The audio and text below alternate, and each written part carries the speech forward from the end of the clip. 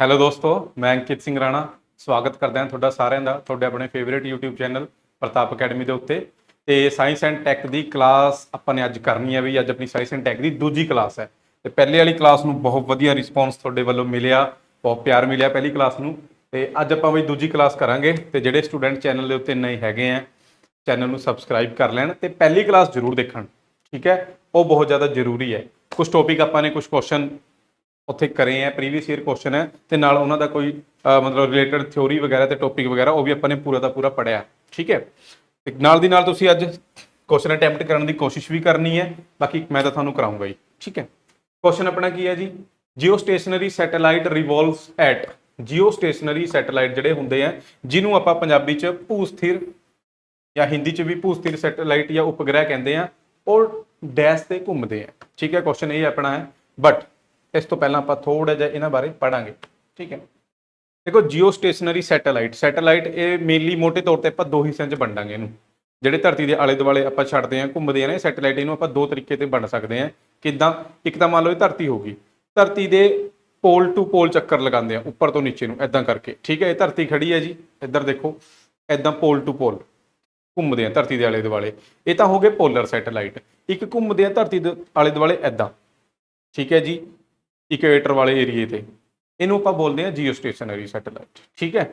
ਦੋਹਾਂ 'ਚ ਫਰਕ ਹੈ। ਫਰਕ ਕੀ ਹੈ? ਜਿਹੜਾ ਪੋਲਰ ਵਾਲਾ ਹੈ ਉਹ ਪੂਰੀ ਧਰਤੀ ਨੂੰ ਸਕੈਨ ਕਰ ਰਿਹਾ ਹੈ ਐਦਾਂ, ਠੀਕ ਹੈ ਜੀ।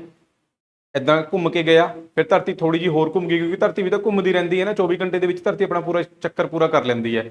ਤਾਂ ਉਹ ਐਦਾਂ ਘੁੰਮ ਕੇ ਗਿਆ, ਧਰਤੀ ਅੱਗੇ ਹੋ ਗਈ, ਫਿਰ ਉਹ ਘੁੰਮ ਕੇ ਗਿਆ, ਐਦਾਂ ਕਰ ਕਰਕੇ ਪੂਰੀ ਧਰਤੀ ਨੂੰ ਸਕੈਨ ਕਰਦੇ ਆ। ਜਿਹੜੇ ਪੋਲਰ ਵਾਲੇ ਹੁੰਦੇ ਆ, ਪੋਲਰ ਸੈਟੇਲਾਈਟ ਪੂਰੀ ਧਰਤੀ ਨੂੰ ਸਕੈਨ ਕਰਦੇ ਆ। ਉਹ ਕਿਤੇ ਇੱਕ ਦੇਸ਼ ਦੇ ਉੱਪਰ ਟਿੱਕੇ ਨਹੀਂ ਰਹਿੰਦੇ, ਉਹ ਪੂਰੀ ਦੀ ਪੂਰੀ ਅਰਥ ਨੂੰ ਸਕੈਨ ਕਰਦੇ ਰਹਿੰਦੇ ਆ, ਠੀਕ ਹੈ। ਪਰ ਜਿਹੜੇ ਇਹ ਜੀਓ ਸਟੇਸ਼ਨਰੀ ਹੁੰਦੇ ਆ, ਜੀਓ ਸਟੇਸ਼ਨਰੀ ਸੈਟੇਲਾਈਟ, ਇਹ ਧਰਤੀ ਦੇ ਆਲੇ ਦੁਆਲੇ ਐਦਾਂ ਘੁੰਮਦੇ ਆ, ਫਿਰ ਧਰਤੀ ਵੀ ਐਦਾਂ ਘੁੰਮਦੀ ਹੈ। ਤਾਂ ਇਹ ਧਰਤੀ ਦੇ ਕਿਸੇ ਦੇਸ਼ ਦੇ ਉੱਪਰ, ਜਿਹੜੇ ਦੇਸ਼ ਨੇ ਛੱਡਿਆ, ਮੰਨ ਲਓ ਇੰਡੀਆ ਨੇ ਛੱਡਿਆ ਹੋਇਆ ਜੀਓ ਸਟੇਸ਼ਨਰੀ ਸੈਟੇਲਾਈਟ, ਇੰਡੀਆ ਦੇ ਉੱਤੇ ਆ ਗਿਆ, ਉਹ ਇੰਡੀਆ ਦੇ ਉੱਤੇ ਆ ਕੇ ਖੜ ਗਿਆ। ਤਾਂ ਜਿਵੇਂ ਜਿਵੇਂ ਧਰਤੀ ਘੁੰਮੇਗੀ, ਧਰਤੀ ਤਾਂ 24 ਘੰਟੇ ਦੇ ਵਿੱਚ ਘੁੰਮਦੀ ਹੈ ਪੂਰੀ ਦੀ ਪੂਰੀ, ਤਾਂ ਇਹ ਵੀ 24 ਘੰਟੇ ਦੇ ਵਿੱਚ ਧਰਤੀ ਦਾ ਪੂਰਾ ਚੱਕਰ ਲਗਾ ਲੈਣਗੇ। ਇਹ ਦੇਖ ਲਓ, ਠੀਕ ਹੈ। ਮੰਨ ਲਓ ਕਿਸੇ ਦੇਸ਼ ਨੇ ਛੱਡਿਆ ਹੋਇਆ, ਇਹ ਉਸ ਦੇਸ਼ ਦੇ ਉੱਪਰ ਹੀ ਹੈ, ਬਸ ਇਹਦਾ ਜਿਹੜਾ ਫੁੱਟਪ੍ਰਿੰਟ ਹੈ, ਫੁੱਟਪ੍ਰਿੰਟ ਮਤਲਬ ਇਹਦਾ ਜਿਹੜਾ ਏਰੀਆ ਹੈਗਾ, ਜਿੱਥੇ ਤੱਕ ਇਹਦੀ ਰੇਂਜ ਜਾਂਦੀ ਹੈ ਜਾਂ ਜੋ ਵੀ ਇਹਨੇ ਕਵਰ ਕਰਨਾ ਏਰੀਆ, ਉਹ ਬਸ ਉਹ ਹਮੇਸ਼ਾ ਇੱਕ ਦੇਸ਼ ਦੇ ਉੱਤੇ ਹੀ ਰਹੇਗਾ।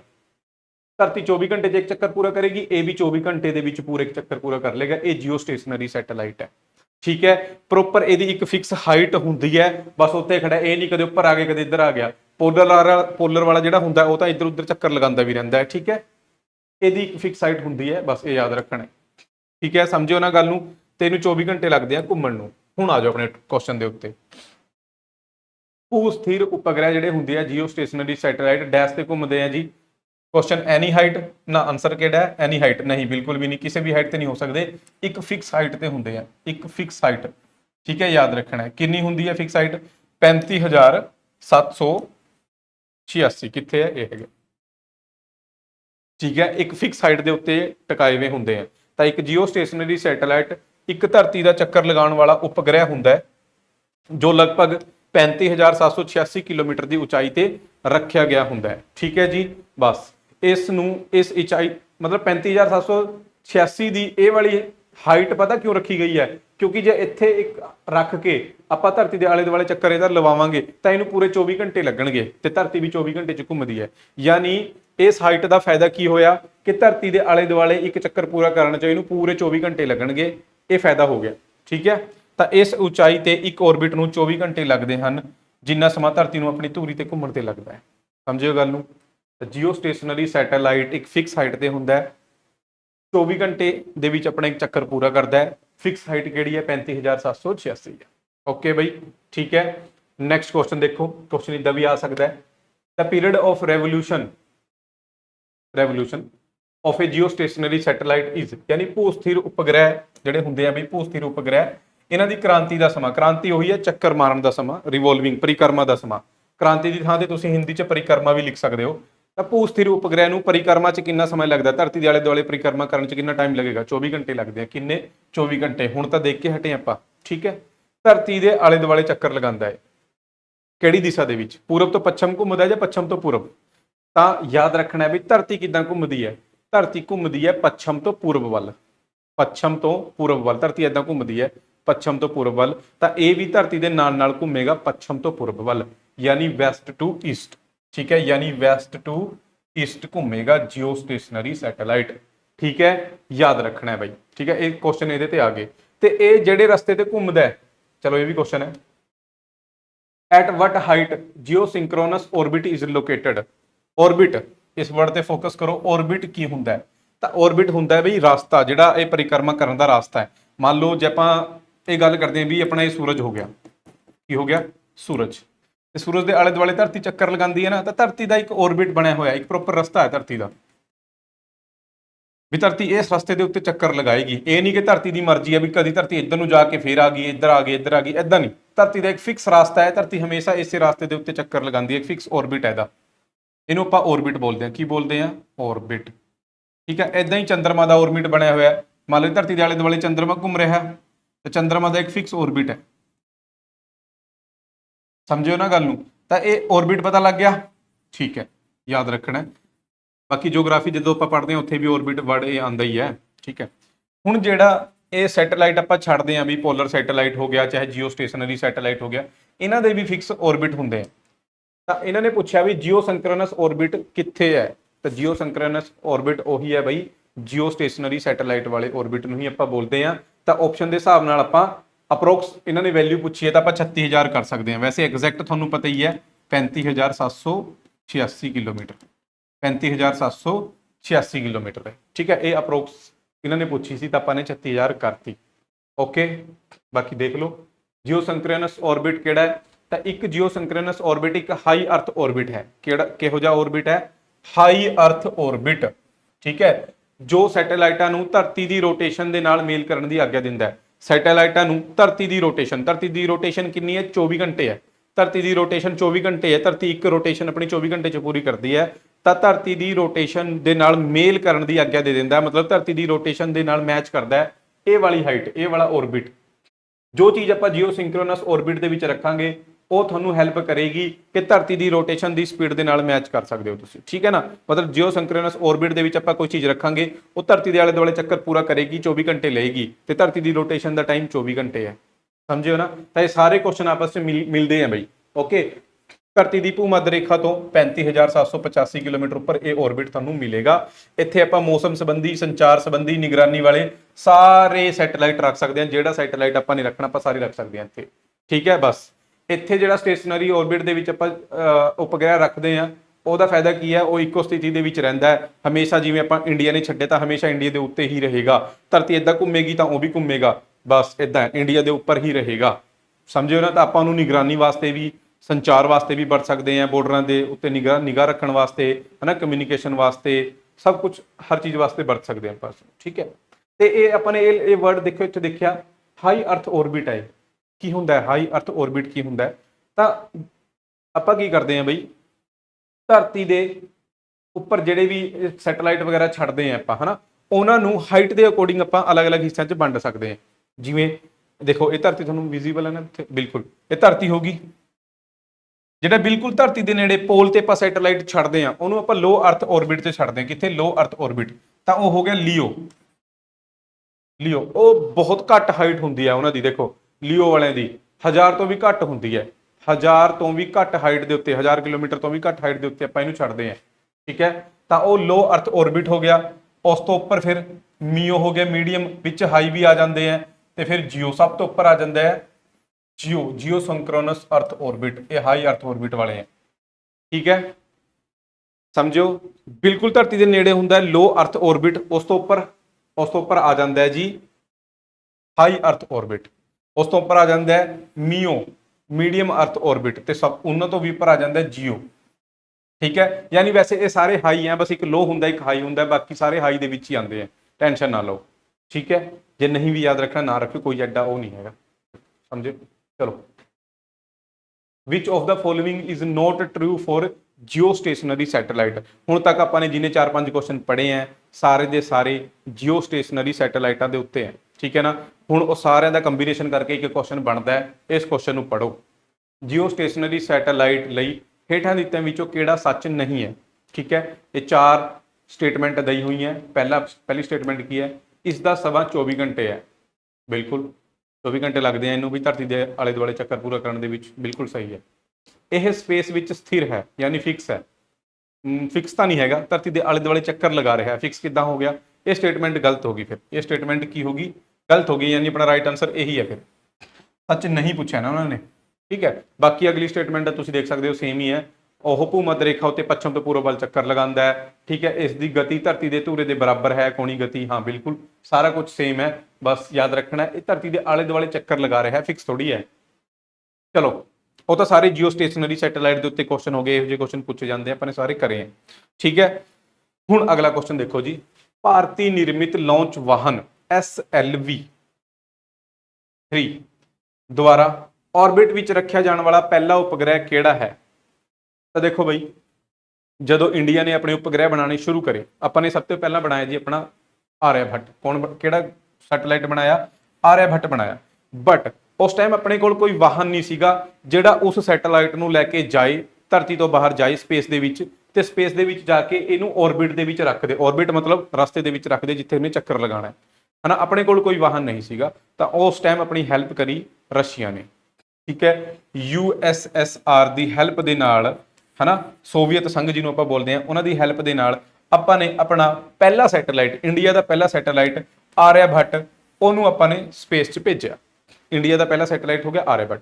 ਉਸ ਤੋਂ ਬਾਅਦ ਆਪਾਂ ਨੇ ਦੂਜਿਆਂ ਤੇ ਡਿਪੈਂਡੈਂਸੀ ਨੂੰ ਖਤਮ ਕਰਨ ਵਾਸਤੇ ਹੌਲੀ ਹੌਲੀ ਆਪਣੇ ਵਾਹਨ ਤਿਆਰ ਕਰਨੇ ਸਟਾਰਟ ਕਰੇ ਕਿ ਆਪਾਂ ਖੁਦ ਭੇਜਾਂਗੇ, ਆਪਾਂ ਨੂੰ ਕਿਸੇ ਤੇ ਡਿਪੈਂਡ ਨਹੀਂ ਰਹਿਣਾ, ਠੀਕ ਹੈ। ਆਪਾਂ ਨੇ ਟਰਾਈ ਕਰੀ ਹੈ ਜੀ, ਨਵੇਂ ਵਾਹਨ ਬਣਾਏ ਆ। 2-3 ਟਰਾਈਆਂ ਤੋਂ ਬਾਅਦ ਆਪਣਾ ਇੱਕ ਵਾਹਨ ਕਾਮਯਾਬ ਹੋ ਗਿਆ, ਉਹਨੂੰ ਆਪਾਂ ਬੋਲਦੇ ਹਾਂ ਦੇਖੋ SLV। S ਦਾ ਮਤਲਬ ਹੈ ਸੈਟੇਲਾਈਟ, ਕਿਉਂਕਿ ਆਪਣੇ ਸੈਟੇਲਾਈਟ ਬਣਾਉਂਦੇ ਆ ਨਾ ਆਪਾਂ ਸੈਟੇਲਾਈਟ। L ਦਾ ਮਤਲਬ ਹੈ ਲਾਂਚ ਕਰਨਾ, ਲਾਂਚ। ਵਹੀਕਲ ਦਾ ਮਤਲਬ ਹੁੰਦਾ ਵਾਹਨ, ਤਾਂ ਸੈਟੇਲਾਈਟ ਲਾਂਚ ਵਹੀਕਲ, ਸਮਝ ਰਹੇ ਹੋ ਨਾ ਬਾਤ ਨੂੰ? ਸੈਟੇਲਾਈਟ ਲਾਂਚ ਵਹੀਕਲ 3 ਇਹ ਬਣਾ ਲਿਆ ਆਪਾਂ ਨੇ ਬਈ, ਠੀਕ ਹੈ। ਸੈਟੇਲਾਈਟ ਲਾਂਚ ਵਹੀਕਲ ਬਣਾ ਲਿਆ, ਇਹ ਕਾਮਯਾਬ ਹੋਇਆ। ਤੇ ਇਹ ਜਿਹੜਾ ਸੈਟੇਲਾਈਟ ਲੈ ਕੇ ਗਿਆ, ਉਹ ਸੈਟੇਲਾਈਟ ਦਾ ਨਾਮ ਸੀਗਾ ਰੋਹਿਣੀ। ਉਹ ਸੈਟੇਲਾਈਟ ਦਾ ਨਾਮ ਕੀ ਸੀਗਾ ਬਈ? ਉਸ ਸੈਟੇਲਾਈਟ ਦਾ ਨਾਮ ਸੀਗਾ ਰੋਹਿਣੀ। ਅੰਡਰਸਟੈਂਡ? ਇੰਡੀਆ ਦਾ ਪਹਿਲਾ ਸੈਟੇਲਾਈਟ ਪੁੱਛਦੇ ਆ ਆਰਿਆਭੱਟ, ਬਟ ਉਹ ਇੰਡੀਆ ਨੇ ਖੁਦ ਨਹੀਂ ਛੱਡਿਆ, ਉਹ ਰਸ਼ੀਆ ਵਾਲਿਆਂ ਨੇ ਛੱਡਿਆ। ਸੈਟੇਲਾਈਟ ਆਪਣਾ ਸੀਗਾ। ਫਿਰ ਉਸ ਤੋਂ ਬਾਅਦ ਇੰਡੀਆ ਦਾ ਪਹਿਲਾ ਸੈਟੇਲਾਈਟ ਕਿਹੜਾ ਸੀਗਾ ਜਿਹਨੂੰ ਇੰਡੀਆ ਦੇ ਵਾਹਨ ਨੇ ਹੀ ਛੱਡਿਆ, ਇੰਡੀਆ ਵਾਲਿਆਂ ਨੇ ਹੀ ਛੱਡਿਆ, ਠੀਕ ਹੈ। ਉਹ ਸੀਗਾ ਰੋਹਿਣੀ। ਤੇ ਉਹਨੂੰ ਕਿਹੜਾ ਵਾਹਨ ਲੈ ਕੇ ਗਿਆ? ਗੱਲ 1980 ਦੀ ਹੈ ਬਈ, ਸੈਟੇਲਾਈਟ ਲਾਂਚ ਵਹੀਕਲ 3, ਯਾਦ ਰੱਖਣਾ ਹੈ। ਕੋਈ ਡਾਊਟ ਹੈ ਤਾਂ ਕਮੈਂਟ ਕਰ ਦਿਓ, ਕੋਈ ਚੱਕਰ ਨਹੀਂ, ਠੀਕ ਹੈ। ਦੇਖੋ ਰੋਹਿਣੀ ਭਾਰਤ ਦਾ ਪਹਿਲਾ ਉਪਗ੍ਰਹਿ ਸੀ ਜੋ ਭਾਰਤੀ ਨਿਰਮਿਤ ਲਾਂਚ ਵਾਹਨ ਤੋਂ ਲਾਂਚ ਕਰਿਆ ਗਿਆ, ਇੰਡੀਅਨ ਮੇਡ ਵਹੀਕਲ ਦੁਆਰਾ ਲਾਂਚ ਕਰਿਆ ਗਿਆ ਪਹਿਲਾ ਸੈਟੇਲਾਈਟ ਕਿਹੜਾ ਹੈ? ਰੋਹਿਣੀ ਹੈ, ਠੀਕ ਹੈ। ਭਾਰਤ ਦਾ ਪਹਿਲਾ ਪ੍ਰਯੋਗਾਤਮਕ ਸੈਟੇਲਾਈਟ, ਐਕਸਪੈਰੀਮੈਂਟਲ ਸੈਟੇਲਾਈਟ, ਠੀਕ ਹੈ ਜੀ। Launch vehicle, satellite launch vehicle 3 ਯਾਨੀ SLV 3 ਨੇ ਇਸ ਨੂੰ ਲਾਂਚ ਕਰਿਆ ਸੀਗਾ, ਠੀਕ ਹੈ। ਰੋਹਿਣੀ ਭਾਰਤ ਦਾ ਪਹਿਲਾ ਉਪਗ੍ਰਹਿ ਸੀਗਾ ਬਈ ਜਿਹੜਾ ਭਾਰਤ ਨਿਰਮਿਤ ਵਾਹਨ ਤੋਂ ਲਾਂਚ ਕਰਿਆ ਗਿਆ। ਕਿਹੜਾ ਵਾਹਨ ਹੈ? ਉਹ ਸੀਗਾ ਆਪਣਾ SLV 3, ਸੈਟੇਲਾਈਟ ਲਾਂਚ ਵਹੀਕਲ 3 ਦੁਆਰਾ। ਕਦੋਂ ਕਰਿਆ ਗਿਆ? 18 ਜੁਲਾਈ 1980। ਸਨ ਵੀ ਯਾਦ ਰੱਖ ਲਿਓ ਕਿਉਂਕਿ ਇਹ ਵੀ SSC ਵਾਲੇ ਰੈਂਡਮਲੀ ਪੁੱਛ ਚੁੱਕੇ ਆ ਕਈ ਵਾਰ ਕੁਐਸਚਨ, ਠੀਕ ਹੈ। 1980 ਦੇ ਵਿੱਚ SLV ਨੂੰ ਸ਼੍ਰੀ ਹਰੀਕੋਟਾ ਤੋਂ ਲਾਂਚ ਕਰਿਆ ਗਿਆ। ਕਿੱਥੋਂ ਲਾਂਚ ਕਰਿਆ ਗਿਆ? ਸ਼੍ਰੀ ਹਰੀਕੋਟਾ ਕਿੱਥੇ ਹੈ ਬਈ? ਆਂਧਰਾ ਪ੍ਰਦੇਸ਼ ਦੇ ਵਿੱਚ ਹੈ, ਆਂਧਰਾ ਪ੍ਰਦੇਸ਼ ਦੇ ਵਿੱਚ। ਸ਼੍ਰੀ ਹਰੀਕੋਟਾ ਕਿੱਥੇ ਆ? ਆਂਧਰਾ ਪ੍ਰਦੇਸ਼ ਦੇ ਵਿੱਚ ਹੈ। ਬਸ ਇਹ ਗੱਲਾਂ ਯਾਦ ਰੱਖਣੀਆਂ। ਰੋਹਿਣੀ ਸੈਟੇਲਾਈਟ ਦਾ ਨਾਮ ਸੀਗਾ, ਲਾਂਚ ਕਰਿਆ ਗਿਆ ਸ਼੍ਰੀ ਹਰੀਕੋਟਾ ਆਂਧਰਾ ਪ੍ਰਦੇਸ਼ ਤੋਂ। ਵਾਹਨ ਦਾ ਨਾਮ ਹੈਗਾ SLV 3, ਸੈਟੇਲਾਈਟ ਲਾਂਚ ਵਹੀਕਲ 3। ਸਨ ਹੈਗਾ 1980। ਓਕੇ, ਚਲੋ ਨੈਕਸਟ ਆਓ। ਵਿਕਰਮ ਸਾਰਾਭਾਈ ਸਪੇਸ ਸੈਂਟਰ ਕਿੱਥੇ ਹੈ? ਤਾਂ ਵਿਕਰਮ ਸਾਰਾਭਾਈ ਸਪੇਸ ਸੈਂਟਰ ਹੈਗਾ ਜੀ ਤਿਰੂਵਨੰਤਪੁਰਮ ਕੇਰਲਾ ਦੇ ਵਿੱਚ, ਠੀਕ ਹੈ। ਤਿਰੂਵਨੰਤਪੁਰਮ ਕੇਰਲ ਦੀ ਰਾਜਧਾਨੀ ਹੈ, ਉੱਥੇ ਹੈਗਾ ਆ Vikram Sarabhai space centre. Next ਦੇਖੋ, ਉਸ ਪੁਲਾੜ ਸ਼ਟਲ ਦਾ ਨਾਂ ਕੀ ਸੀ ਜਿਸ ਨੇ ਮਨੁੱਖ ਨੂੰ ਚੰਦਰਮਾ ਤੇ ਉਤਾਰਿਆ? ਤਾਂ ਮਨੁੱਖ ਚੰਦਰਮਾ ਦੇ ਉੱਤੇ ਗਏ ਹੋਏ ਹੈ ਹਨਾ। ਸਭ ਤੋਂ ਪਹਿਲਾ ਬੰਦਾ ਵੀ ਤੁਹਾਨੂੰ ਪਤਾ ਹੈ ਕੌਣ ਹੈ। ਤਾਂ ਉਸ ਸਪੇਸ ਸ਼ਟਲ ਦਾ ਨਾਂ ਕੀ ਸੀ ਜਿਹਦੇ 'ਚ ਬੈਠ ਕੇ ਮਨੁੱਖ ਚੰਦਰਮਾ ਤੇ ਗਿਆ? ਬਹੁਤ ਸੌਖਾ ਕੁਐਸਚਨ ਹੈ, ਅਪੋਲੋ। ਤੇ ਉਸ ਮਿਸ਼ਨ ਦਾ ਨਾਂ ਕੀ ਸੀ? ਉਸ ਮਿਸ਼ਨ ਦਾ ਨਾਂ ਸੀਗਾ ਅਪੋਲੋ 11। ਉਹਦੇ ਬਾਰੇ 2-4 ਪੁਆਇੰਟ ਆਪਾਂ ਦੇਖ ਲੈਂਦੇ ਆ ਕਿਉਂਕਿ ਇਹ ਹਿਸਟਰੀ ਹੋ ਗਈ ਬਈ, ਠੀਕ ਹੈ। ਇਹਦੇ ਤੇ ਕੁਐਸਚਨ ਆ ਜਾਂਦੇ ਆ। ਅਪੋਲੋ 11 ਮਿਸ਼ਨ ਬਾਰੇ ਆਪਾਂ ਪੜ੍ਹਦੇ ਹਾਂ ਬਈ, ਠੀਕ ਹੈ। ਚੰਦਰਮਾ ਤੇ 2 ਆਦਮੀਆਂ ਨੂੰ ਉਤਰਨਾ ਸੀਗਾ, ਗਏ ਬੇਸ਼ੱਕ 3 ਸੀਗੇ ਪਰ ਉਤਰਨਾ 2 ਨੂੰ ਸੀਗਾ, ਤੇ ਸੁਰੱਖਿਅਤ ਢੰਗ ਨਾਲ ਧਰਤੀ ਤੇ ਵਾਪਸ ਵੀ ਆਣਾ ਸੀਗਾ। ਇਹ ਸੀਗਾ ਅਪੋਲੋ 11 ਮਿਸ਼ਨ। ਕਿਹੜੇ ਦੇਸ਼ ਦਾ ਸੀਗਾ? ਅਮਰੀਕਾ, USA ਦਾ ਸੀਗਾ ਜੀ, ਅਮਰੀਕਾ ਦਾ। ਠੀਕ ਹੈ, ਤਾਂ 16 ਜੁਲਾਈ 1969 ਦੀ ਗੱਲ ਹੈ। 16 ਜੁਲਾਈ 1969 ਨੂੰ ਅਪੋਲੋ 11 ਨੇ ਕੇਪ ਕੈਨੇਡੀ ਸਪੇਸ ਸੈਂਟਰ, ਕਿਹੜੀ ਜਗ੍ਹਾ ਹੈ? ਕੇਪ ਕੈਨੇਡੀ ਸਪੇਸ ਸੈਂਟਰ, ਇਹ ਹੈਗਾ ਜੀ ਅਮਰੀਕਾ ਦੇ ਫਲੋਰੀਡਾ ਦੇ ਵਿੱਚ। ਕਿੱਥੇ ਹੈ? ਅਮਰੀਕਾ ਦੇ ਫਲੋਰੀਡਾ ਦੇ ਵਿੱਚ ਜਗ੍ਹਾ ਹੈ। ਇੱਥੋਂ ਚੰਦਰਮਾ ਵੱਲ ਉਡਾਨ ਭਰੀ। ਠੀਕ ਹੈ, ਅਪੋਲੋ 11 ਨੇ cape Kennedy space centre Florida ਤੋਂ ਉਡਾਨ ਭਰੀ ਹੈ। ਯਾਦ ਰੱਖਣਾ, ਇਹ ਪੇਪਰ 'ਚ ਐਦਾਂ ਵੀ ਆ ਜਾਂਦਾ question, cape Kennedy space centre ਕਿੱਥੇ ਹੈ? ਫਲੋਰੀਡਾ। ਠੀਕ ਹੈ, ਜਾਂ ਅਮਰੀਕਾ ਵਾਲਾ ਦਾ ਸਪੇਸ ਸੈਂਟਰ ਕਿੱਥੇ ਹੈ? Cape Kennedy, Florida. ਠੀਕ ਹੈ, ਇਹਦੇ 'ਚ ਬੰਦੇ ਕੌਣ ਕੌਣ ਸੀਗੇ? ਨੀਲ ਆਰਮਸਟਰੋਂਗ ਸੀਗਾ ਜੀ, ਜਿਹਨੇ ਪਹਿਲੀ ਵਾਰ ਚੰਦਰਮਾ ਤੇ ਕਦਮ ਰੱਖਿਆ। ਐਡਵਿਨ ਬੱਜ ਐਲਡਰਿਨ ਇੱਕ ਦੂਜਾ ਬੰਦਾ ਸੀਗਾ, ਇਹਦਾ ਵੀ ਨਾਮ ਯਾਦ ਰੱਖਿਓ। ਤੇ ਇੱਕ ਆਖਰੀ ਬੰਦਾ ਕੌਣ ਸੀਗਾ ਜੀ? Michael Collins. ਠੀਕ ਹੈ, ਇਹ 3 ਬੰਦੇ ਸੀਗੇ।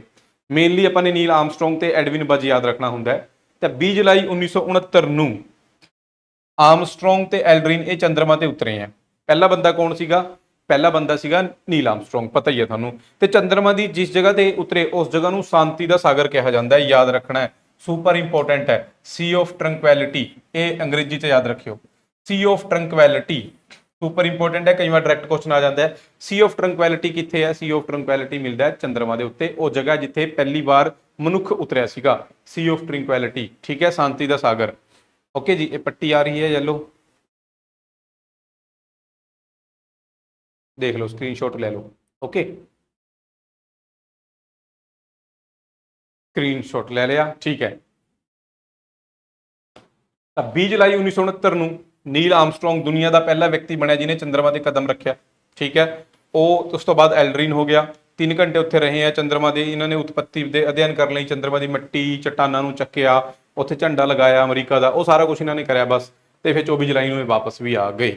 ਕੁਐਸਚਨ ਸਿੰਪਲ ਹੀ ਆਉਂਦੇ ਆ, ਤੁਹਾਨੂੰ ਪਤਾ ਹੈ। ਅਪੋਲੋ 11 ਬਾਰੇ ਪੁੱਛਦੇ ਆ, ਕਿਹੜੇ ਦੇਸ਼ ਦਾ ਸੀਗਾ ਉਹ ਪੁੱਛਦੇ ਆ। ਕੈਨੇਡੀ ਸਪੇਸ ਸੈਂਟਰ ਪੁੱਛਦੇ ਆ, ਪਹਿਲਾ ਬੰਦਾ ਪੁੱਛਦੇ ਆ, ਦੂਜਾ ਬੰਦਾ ਪੁੱਛਦੇ ਆ, ਬਸ। ਠੀਕ ਹੈ, ਇਹ ਯਾਦ ਰੱਖ ਲਿਓ। ਇੰਡੀਆ ਨੇ ਚੰਦਰਮਾ ਦੇ ਉੱਤੇ ਕੀ ਕੁਛ ਕਰਿਆ, ਉਹਦੇ ਬਾਰੇ ਕੁਐਸਚਨ ਆ ਜਾਂਦਾ ਬਈ। ਤਾਂ ਇੰਡੀਆ ਦਾ ਲੂਨਾਰ ਮਿਸ਼ਨ ਮਤਲਬ ਚੰਦਰਮਾ ਦੇ ਮਿਸ਼ਨ ਨੂੰ ਕੀ ਕਹਿੰਦੇ ਆਪਾਂ?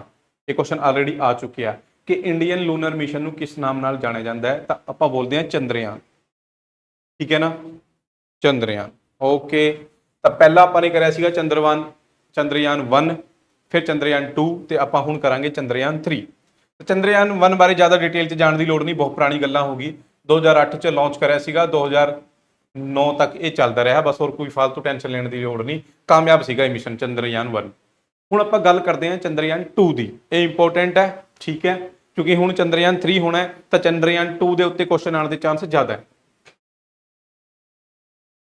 ਚੰਦਰਯਾਨ 2 ਇਹ ਕਦੋਂ ਲਾਂਚ ਕਰਿਆ ਗਿਆ ਇਸਰੋ ਦੁਆਰਾ? 22 ਜੁਲਾਈ 2019 ਦੇ ਵਿੱਚ।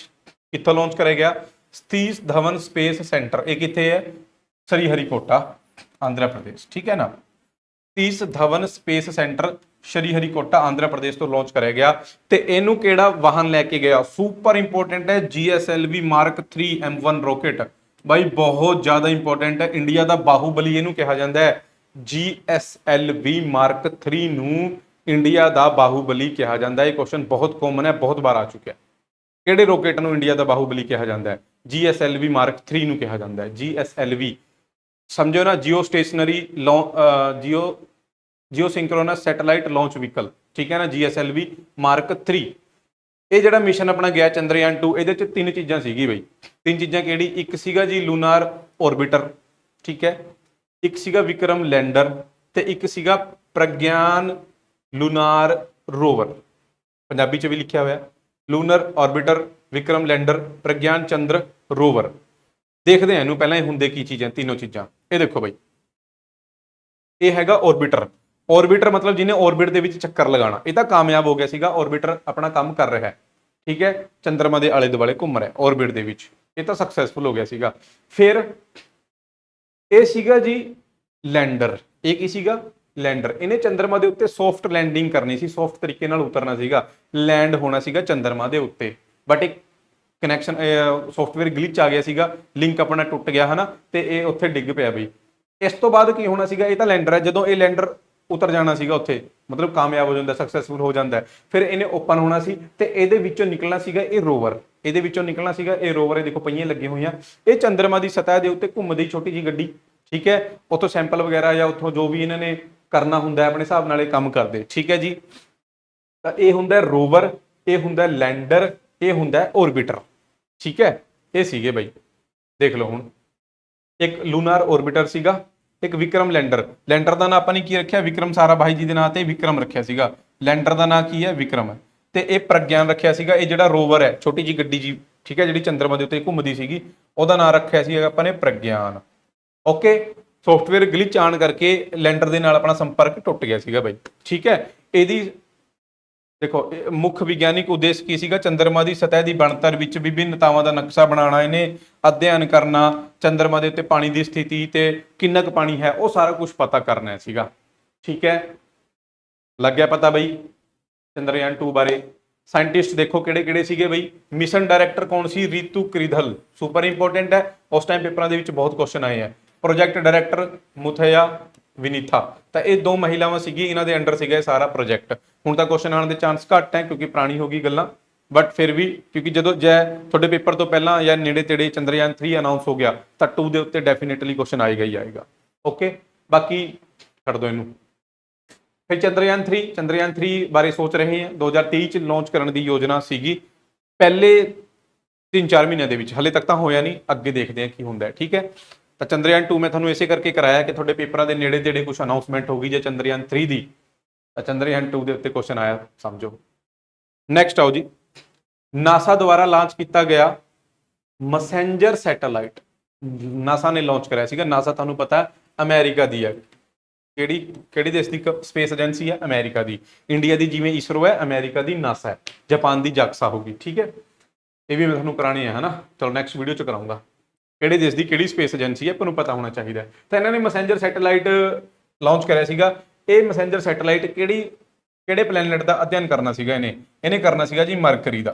ਕਿਹੜੇ ਪਲੈਨਟ ਦਾ, ਮਰਕਰੀ ਦਾ ਅਧਿਐਨ ਕਰਨਾ ਸੀਗਾ, ਮਰਕਰੀ। ਓਕੇ, ਮਰਕਰੀ ਯਾਨੀ ਕਿ ਸਭ ਤੋਂ ਪਹਿਲਾ ਗ੍ਰਹਿ ਆਪਣਾ ਜਿਹੜਾ ਹੈਗਾ ਆ ਬੁੱਧ ਗ੍ਰਹਿ, ਠੀਕ ਹੈ। ਨੈਕਸਟ ਹੈ ਜੀ, ਵਟ ਇਜ਼ ਸੁਪਰਨੋਵਾ। ਸੁਪਰਨੋਵਾ ਕੀ ਹੁੰਦਾ ਹੈ, ਤਾਂ ਇੱਕ ਸੁਪਰਨੋਵਾ ਹੁੰਦਾ ਇੱਕ ਅਜਿਹਾ ਤਾਰਾ ਜਿਹੜਾ ਬਹੁਤ ਜ਼ਿਆਦਾ ਰੋਸ਼ਨੀ ਕਰ ਰਿਹਾ ਹੈ ਪਰ ਉਹ ਮਰਨ ਵਾਲਾ ਹੁੰਦਾ ਹੈ, ਠੀਕ ਹੈ ਨਾ। ਇਹ ਡਾਈਂਗ ਸਟਾਰ, ਮਰਨ ਵਾਲਾ ਤਾਰਾ, ਬਸ ਅੰਤਿਮ ਦਿਨਾਂ ਦੇ ਵਿੱਚ ਸਮਝੋ, ਉਹ ਹੁੰਦਾ ਸੁਪਰਨੋਵਾ। ਚਲੋ ਨੈਕਸਟ ਆਓ, ਹੇਠ ਲਿਖਿਆਂ ਵਿੱਚੋਂ ਕਿਹੜਾ ਭਾਰਤ ਦਾ ਪਹਿਲਾ ਪਰਮਾਣੂ ਰਿਐਕਟਰ ਹੈ। ਬਹੁਤ ਵਧੀਆ ਕੁਐਸਚਨ ਹੈ ਜੀ, ਕਈ ਬੱਚੇ ਉਲਝ ਜਾਂਦੇ ਆ। ਪਰਮਾਣੂ ਰਿਐਕਟਰ ਅਲੱਗ ਹੁੰਦਾ ਹੈ, ਪਰਮਾਣੂ ਪਾਵਰ ਪਲਾਂਟ ਅਲੱਗ ਹੁੰਦਾ ਹੈ, ਠੀਕ ਹੈ, ਦੋਨੇ ਅਲੱਗ-ਅਲੱਗ ਹੈ ਤੇ ਦੋਨਾਂ ਦੇ ਉੱਤੇ ਕੁਐਸਚਨ ਵੀ ਫਿਰ ਨੋਰਮਲ ਜੀ ਗੱਲ ਹੈ, ਅਲੱਗ ਹੀ ਆਏਗਾ। ਪਹਿਲਾ ਪਰਮਾਣੂ ਰਿਐਕਟਰ ਤੇ ਇੱਕ ਹੁੰਦਾ ਪਹਿਲਾ ਪਰਮਾਣੂ ਪਾਵਰ ਪਲਾਂਟ। ਪਾਵਰ ਪਲਾਂਟ ਕਿਹੜਾ ਹੈ, ਉੱਥੇ ਰਿਐਕਸ਼ਨ ਕਰਕੇ ਆਪਾਂ ਹੀਟ ਪੈਦਾ ਜਿਹੜੀ ਹੁੰਦੀ ਹੈ, ਠੀਕ ਹੈ, ਉਸ ਹੀਟ ਦਾ ਯੂਜ਼ ਕਰਦੇ ਆ, ਇਲੈਕਟ੍ਰਿਸਿਟੀ ਜਨਰੇਟ ਕਰਦੇ ਆ, ਉਹ ਹੁੰਦਾ ਪਾਵਰ ਪਲਾਂਟ, ਠੀਕ ਹੈ। ਤੇ ਹੋਰ ਜਿਹੜਾ ਰਿਐਕਟਰ ਦੇ ਵਿੱਚ ਹੁੰਦਾ, ਰਿਐਕਟਰ ਦੇ ਵਿੱਚ ਆਪਾਂ ਐਕਸਪੈਰੀਮੈਂਟ ਵਗੈਰਾ ਕਰਨੇ, ਕਿਰਿਆਵਾਂ ਕਰਨੀ, ਸਾਰਾ ਕੁਝ, ਉਹ ਰਿਐਕਟਰ ਹੈ, ਉਹ ਅਲੱਗ ਚੀਜ਼ ਹੈ, ਪਾਵਰ ਪਲਾਂਟ ਅਲੱਗ ਹੁੰਦਾ ਹੈ, ਠੀਕ ਹੈ। ਤਾਂ ਦੇਸ਼ ਦਾ ਪਹਿਲਾ ਪਰਮਾਣੂ ਰਿਐਕਟਰ ਕਿਹੜਾ ਸੀਗਾ, ਦੇਸ਼ ਦਾ ਪਹਿਲਾ ਪਰਮਾਣੂ ਰਿਐਕਟਰ ਸੀਗਾ ਅਪਸਰਾ। ਕਿਹੜਾ ਸੀਗਾ, ਅਪਸਰਾ। ਦੇਖੋ ਇਹਦੇ ਬਾਰੇ 2-4 point. Apsara is the first nuclear reactor in India. India Ki, Asia ਦੇ ਵਿੱਚ ਹੀ ਪਹਿਲਾ ਸੀਗਾ। ਏਸ਼ੀਆ ਦਾ ਪਹਿਲਾ ਨਿਊਕਲੀਅਰ ਰਿਐਕਟਰ ਅਪਸਰਾ ਸੀਗਾ, ਇੰਡੀਆ ਦੇ ਵਿੱਚ ਸੀਗਾ ਬਈ। ਕਿੱਥੇ ਲਗਾਇਆ ਗਿਆ, ਟਰੋਂਬੇ, ਮੁੰਬਈ ਦੇ ਵਿੱਚ। 1956 ਯੂਕੇ ਨੇ ਆਪਣੀ ਮਦਦ ਕਰੀ ਸੀਗੀ। Apsara is built with assistance from UK ਤੋਂ ਹੈਲਪ ਲੈ ਕੇ ਆਪਾਂ ਨੇ ਬਣਾਇਆ ਸੀਗਾ।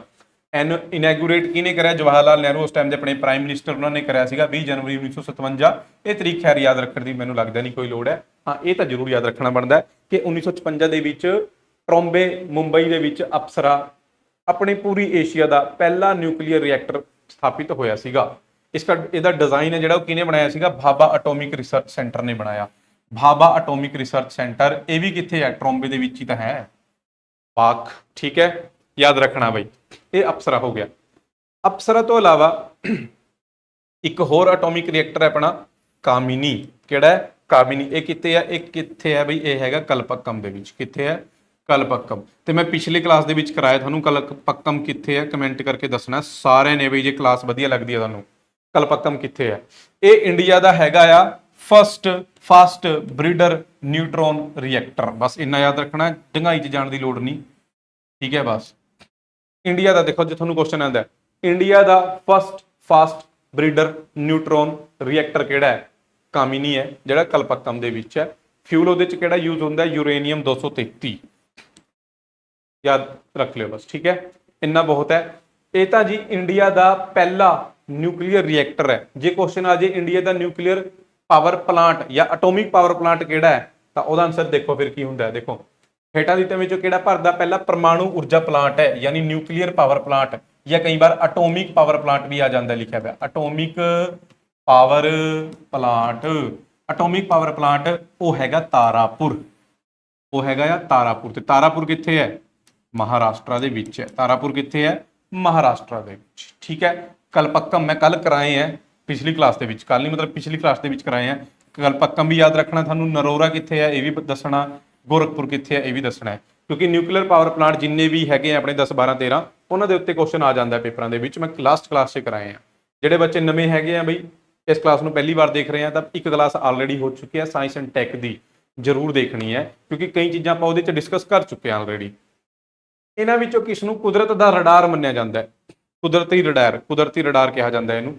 ਤਾਂ ਕੁਦਰਤੀ ਰਡਾਰ ਕਿਹਾ ਜਾਂਦਾ ਹੈ ਜੀ ਕਬੂਤਰ ਨੂੰ, ਠੀਕ ਹੈ। ਕਿਹਨੂੰ ਕਿਹਾ ਜਾਂਦਾ ਹੈ? ਕਬੂਤਰ ਨੂੰ ਕਿਹਾ ਜਾਂਦਾ ਹੈ, ਯਾਦ ਰੱਖ ਲਿਓ।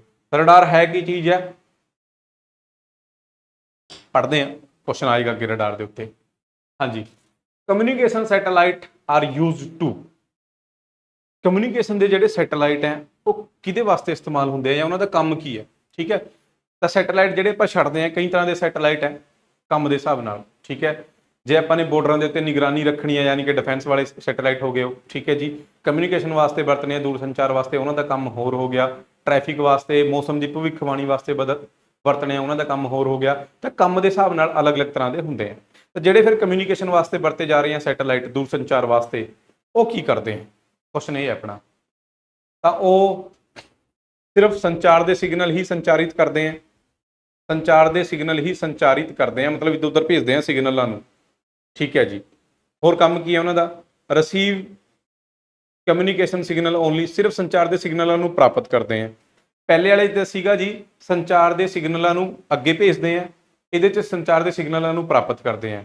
ਜਾਂ ਫਿਰ ਤੀਜਾ ਆਪਸ਼ਨ ਹੈ ਸੰਚਾਰ ਦੇ ਸਿਗਨਲਾਂ ਨੂੰ ਪ੍ਰਾਪਤ ਕਰਦੇ ਆ ਤੇ ਰੀਡਾਇਰੈਕਟ ਕਰਦੇ ਆ, ਮਤਲਬ ਪਹਿਲਾਂ ਪ੍ਰਾਪਤ ਕਰਦੇ ਆ ਤੇ ਫਿਰ ਦੂਜੀ ਜਗ੍ਹਾ ਭੇਜਦੇ ਆ। ਕੇਵਲ ਕੁਦਰਤੀ ਸਰੋਤਾਂ ਦੀ ਜਾਣਕਾਰੀ ਪ੍ਰਦਾਨ ਕਰਦੇ ਆ। ਤਾਂ ਇਹ ਤਾਂ ਹੋ ਹੀ ਨਹੀਂ ਸਕਦਾ। ਇਹ ਸੈਟੇਲਾਈਟ ਹੋਰ ਹੋ ਗਏ ਜਿਹੜੇ ਧਰਤੀ ਦੇ ਕੁਦਰਤੀ ਸਰੋਤ ਹੋ ਗਏ ਉਹਨਾਂ ਦੀ ਜਾਣਕਾਰੀ ਪ੍ਰਦਾਨ ਕਰਨਗੇ।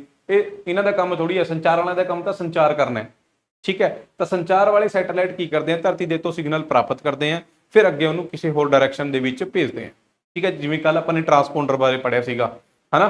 ਤਾਂ ਇਹਦਾ ਰਾਈਟ ਆਨਸਰ ਹੋ ਗਿਆ ਫਿਰ ਸੀ, ਸੰਚਾਰ ਦੇ ਸਿਗਨਲ ਪ੍ਰਾਪਤ ਕਰਦੇ ਆ ਤੇ ਰੀਡਾਇਰੈਕਟ ਕਰਦੇ ਆ। ਸਮਝੇ? ਮੰਨ ਲਿਓ ਇਹ ਧਰਤੀ ਹੋ ਗਈ ਬਾਈ, ਇਹ ਆਪਣੀ ਕੀ ਹੋਗੀ? ਧਰਤੀ। ਉੱਪਰ ਸੈਟੇਲਾਈਟ ਘੁੰਮ ਰਿਹਾ, ਇਹਨੇ ਕੀ ਕਰਨਾ? ਇੱਥੋਂ ਸਿਗਨਲ ਰਿਸੀਵ ਕਰਨੇ ਆ, ਸਿਗਨਲ ਪ੍ਰਾਪਤ ਹੋ ਗਏ ਤੇ ਅਲੱਗ-ਅਲੱਗ ਦਿਸ਼ਾ ਦੇ ਵਿੱਚ ਡਾਇਰੈਕਟ ਇਸਨੇ ਕਰ ਦੇਣੇ। ਇੱਧਰ ਵੀ ਭੇਜਦੇ, ਇੱਧਰ ਵੀ ਭੇਜਦੇ, ਇੱਧਰ ਵੀ ਭੇਜਦੇ, ਠੀਕ ਹੈ। ਇਹ ਕੰਮ ਹੈ ਇਹਨਾਂ ਦਾ ਕਮਿਊਨੀਕੇਸ਼ਨ ਸੈਟੇਲਾਈਟ ਦਾ। ਓਕੇ, ਚਲੋ ਨੈਕਸਟ।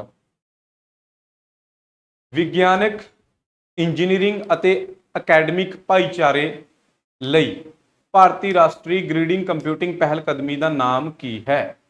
ਤਾਂ ਇਹਨੂੰ ਅੰਗਰੇਜ਼ੀ 'ਚ ਵੀ ਪੜ੍ਹਦੇ ਆ, national Grid Computing initiative. Indian National Grid Computing initiative ਹੈ ਜਿਹੜਾ, ਕਿਹਦੇ ਵਾਸਤੇ ਹੈ? For scientific engineering and academic community. ਇਹਦਾ ਨਾਮ ਕੀ ਰੱਖਿਆ ਗਿਆ? ਇਹਦਾ ਨਾਮ ਰੱਖਿਆ ਗਿਆ ਜੀ ਗਰੂੜਾ। ਇਹਦਾ ਨਾਮ ਕੀ ਰੱਖਿਆ ਗਿਆ? ਗਰੂੜਾ। ਬਸ ਇੰਨਾ ਯਾਦ ਰੱਖ ਲਿਓ, ਗਰੂੜਾ ਦੀ ਫੁੱਲ ਫਾਰਮ ਕੀ ਹੈ? Global Access to Resource Using Distributed Architecture. ਇਹ ਕਿਹਦਾ ਨਾਂ ਹੈ? ਇਹ ਆਪਣੇ Indian National Grid Computing Initiative ਦਾ ਨਾਂ। ਇੰਡੀਅਨ, ਦੇਖੋ ਤੁਹਾਨੂੰ ਕੁਐਸਚਨ ਸਿੰਪਲ, ਮੈਂ ਤੁਹਾਨੂੰ ਕੁਐਸਚਨ ਹੋਰ ਸਿੰਪਲ ਕਰ ਦਿੰਦਾ ਤੁਹਾਡੇ ਵਾਸਤੇ। Indian National Grid Computing Initiative ਦਾ ਨਾਮ ਕੀ ਹੈ? ਗਰੂੜਾ। ਬਸ ਅੱਗੇ ਪੜਨ ਦੀ ਲੋੜ ਵੀ ਨਹੀਂ ਚਾਹੀ, ਨਾ ਪੜੋ, ਕੋਈ ਚੱਕਰ ਨਹੀਂ, ਨਾ ਪੜੋ, ਕੁਐਸਚਨ ਨੂੰ ਸਿੰਪਲ ਕਰ ਲਓ। Indian National Grid Computing Initiative ਦਾ ਨਾਮ ਕੀ ਹੈ? ਗਰੂੜਾ। ਤੇ ਗਰੂੜਾ ਦੀ ਫੁੱਲ ਫਾਰਮ ਯਾਦ ਰੱਖ ਲਿਓ, ਹੋਰ ਕੁਝ ਨਹੀਂ, ਠੀਕ ਹੈ। ਇਹ ਨਵੇਂ ਚਲੋ ਇਸ ਕੁਐਸਚਨ ਤੇ ਆਓ, ਉਹਨੂੰ ਛੱਡੋ। ਭਾਰਤ ਦੁਆਰਾ ਸਵਦੇਸੀ ਤੌਰ ਤੇ ਵਿਕਸਿਤ ਕੀਤੇ ਗਏ ਹਲਕੇ ਲੜਾਕੂ ਜਹਾਜ਼ ਦਾ ਕੀ ਨਾਮ ਹੈ? ਤੇ ਇਹ ਇੰਡੀਆ ਨੇ ਡਿਵੈਲਪ ਕਰਿਆ ਜੀ, ਆਪਣਾ ਸਵਦੇਸੀ ਹੋ ਗਿਆ ਨਾ, ਠੀਕ ਹੈ। ਹਲਕਾ ਲੜਾਕੂ ਜਹਾਜ਼ ਹੈ, ਇਹਦਾ ਨਾਮ ਕੀ ਹੈ? ਬਸ ਬਈ ਰੁਕ ਜਾ, ਠੀਕ ਹੈ, ਇਸ ਦਾ ਨਾਮ ਹੈਗਾ ਤੇਜਸ। ਇਹਦਾ ਨਾਮ ਕੀ ਹੈ? ਤੇਜਸ ਹੈ।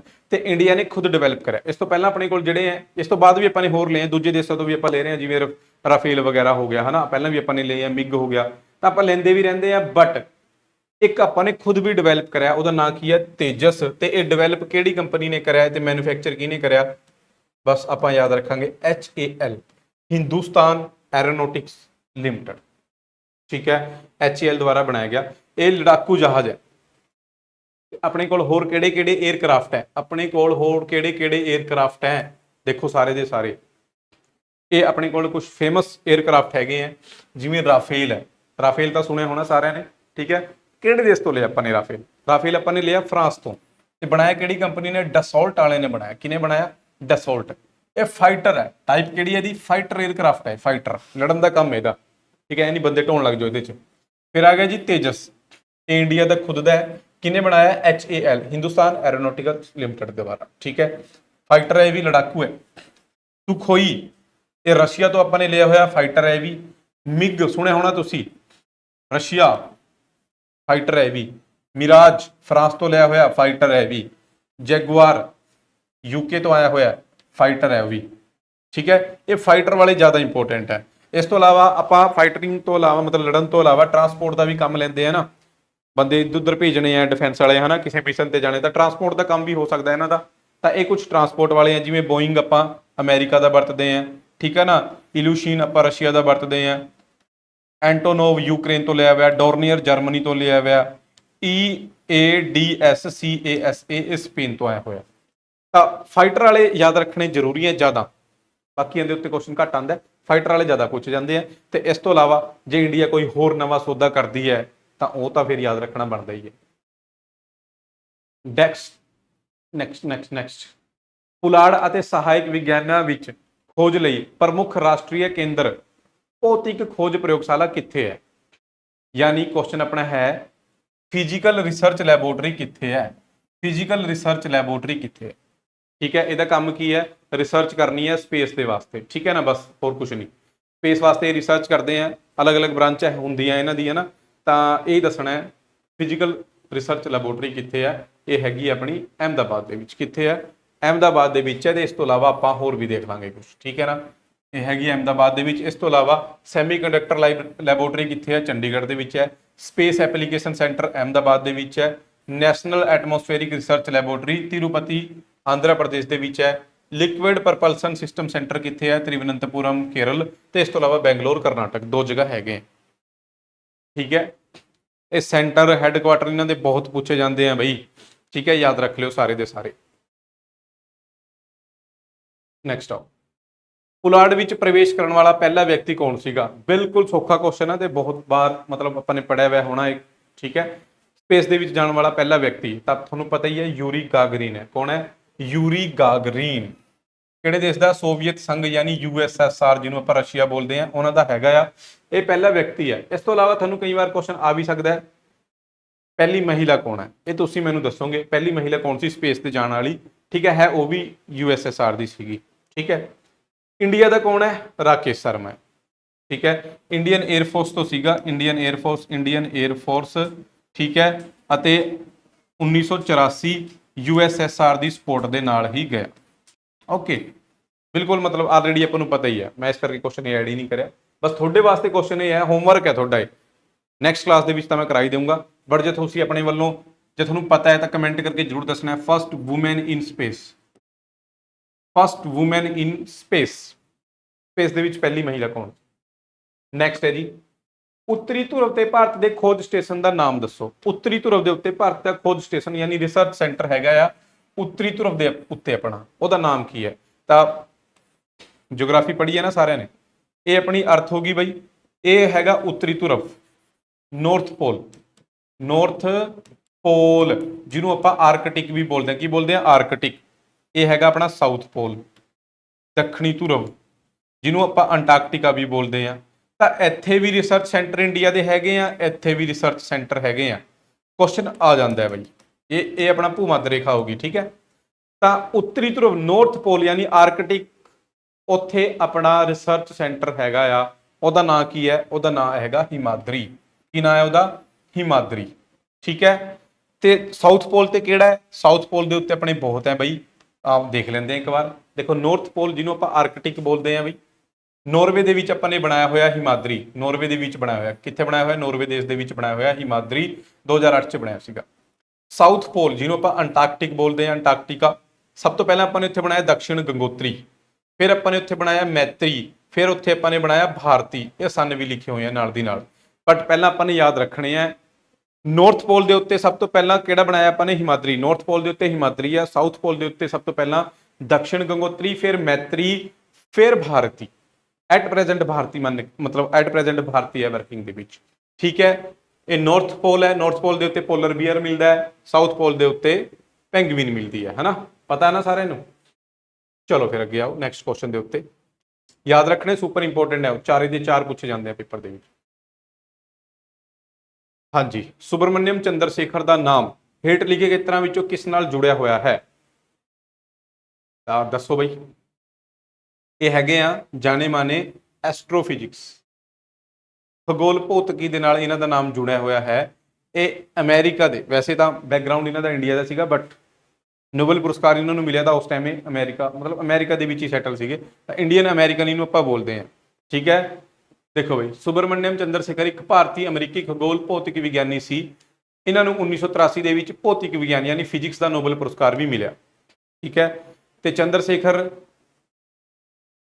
ਸਰ ਵੈਂਕਟਾ ਰਮਨ ਦੇ ਭਤੀਜੇ ਸਨ। CV ਰਮਨ, ਇਹ ਤਾਂ ਸੁਣਿਆ ਹੋਣਾ ਸਾਰਿਆਂ ਨੇ, CV Raman, doctor CV Raman. ਠੀਕ ਹੈ। ਫਸਟ ਇੰਡੀਅਨ ਸਾਇੰਟਿਸਟ ਜਿਨ੍ਹਾਂ ਨੂੰ ਨੋਬਲ ਪੁਰਸਕਾਰ ਮਿਲਿਆ, ਡਾਕਟਰ CV ਰਮਨ, ਉਹਨਾਂ ਦੇ ਭਤੀਜੇ ਸਨ। ਠੀਕ ਹੈ ਜੀ, ਬਸ ਇਹ ਯਾਦ ਰੱਖ ਲਿਓ। ਚਲੋ, ਇਸਰੋ ਦੀ ਸਥਾਪਨਾ ਕਿਸ ਸਾਲ ਕੀਤੀ ਗਈ ਹੈ? ਤਾਂ ਬਿਲਕੁਲ ਸੌਖਾ ਕੁਐਸਚਨ ਹੈ, ਪਿਛਲੀ ਕਲਾਸ ਦੇ ਵਿੱਚ ਆਪਾਂ ਨੇ ਇਸਰੋ ਬਾਰੇ ਪੜਿਆ। ਠੀਕ ਹੈ। ਤਾਂ ਤੁਹਾਡੇ ਵਾਸਤੇ ਇਹ ਕੁਐਸਚਨ ਹੈ, ਇਸਰੋ ਦੀ ਸਥਾਪਨਾ 1969 ਚ ਹੋਈ ਹੈ। ਬਾਕੀ ਇਸਰੋ ਬਾਰੇ ਆਪਾਂ 2-4 ਪੁਆਇੰਟ ਹੋਰ ਦੇਖਾਂਗੇ। ਠੀਕ ਹੈ। ਤੇ ਬਾਕੀ ਉਸ ਤੋਂ ਪਹਿਲਾਂ ਬਈ, ਜਿਹੜੇ ਸਟੂਡੈਂਟ ਨਵੇਂ ਹੈਗੇ ਆ ਚੈਨਲ ਦੇ ਉੱਤੇ, ਚੈਨਲ ਨੂੰ ਸਬਸਕ੍ਰਾਈਬ ਕਰ ਲਓ। ਸਾਇੰਸ ਐਂਡ ਟੈਕ ਆਪਾਂ ਇੱਥੇ ਕੰਪਲੀਟ ਕਰਾਂਗੇ, ਕੋਈ ਵੀ ਚੀਜ਼ ਅਜਿਹੀ ਨਹੀਂ ਹੋਊਗੀ ਸਾਇੰਸ ਐਂਡ ਟੈਕ ਦੀ ਜਿਹੜੀ ਆਪਾਂ ਨੇ ਨਹੀਂ, ਮਤਲਬ ਆਪਾਂ ਸਕਿਪ ਕਰਕੇ ਚੱਲਾਂਗੇ, ਆਪਾਂ ਸਾਰੇ ਕਰਕੇ ਚੱਲਾਂਗੇ। ਠੀਕ ਹੈ ਨਾ, ਨਹੀਂ ਛੱਡਣੀ ਆਪਾਂ ਨੇ ਕੋਈ ਵੀ ਚੀਜ਼। ਮੇਰੇ ਨਾਲ ਤੁਸੀਂ ਇੱਥੇ ਕਨੈਕਟ ਹੋ ਸਕਦੇ ਹੋ, ਇਹ ਇੰਸਟਾਗ੍ਰਾਮ ਅਕਾਊਂਟ ਹੈ ਜੀ। ਠੀਕ ਹੈ। ਕੋਈ ਡਾਊਟ, ਕੋਈ ਕੁਐਰੀ ਇੱਥੇ ਮੈਸੇਜ ਕਰ ਸਕਦੇ ਹੋ।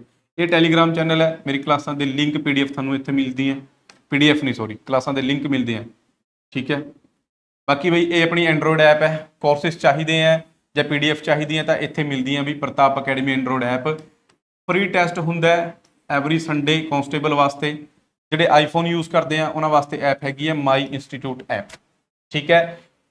ਪੰਜਾਬ ਦੇ ਪੇਪਰਾਂ ਦੀ ਵਧੀਆ ਤਿਆਰੀ ਵਾਸਤੇ ਤੁਸੀਂ ਸਾਨੂੰ ਐਪ ਦੇ ਉੱਤੇ ਜੁਆਇਨ ਕਰ ਸਕਦੇ ਹੋ। ਠੀਕ ਹੈ। ਪੜਾਉਣ ਦਾ ਵੇ ਤੁਹਾਨੂੰ ਪਤਾ ਹੀ ਹੈ, YouTube ਦੇ ਉੱਤੇ ਸਾਡੀ ਕਲਾਸਾਂ ਪਈਆਂ, ਦੇਖ ਸਕਦੇ ਹੋ, ਕੋਈ ਦਿੱਕਤ ਵਾਲੀ ਗੱਲ ਨਹੀਂ। ਇਹ 2 ਨੰਬਰ ਅਕੈਡਮੀ ਦੇ ਹੈਗੇ ਆ, ਕੋਈ ਕੰਟੈਕਟ ਕਰ ਸਕਦੇ ਹੋ ਤੁਸੀਂ। ਠੀਕ ਹੈ ਜੀ।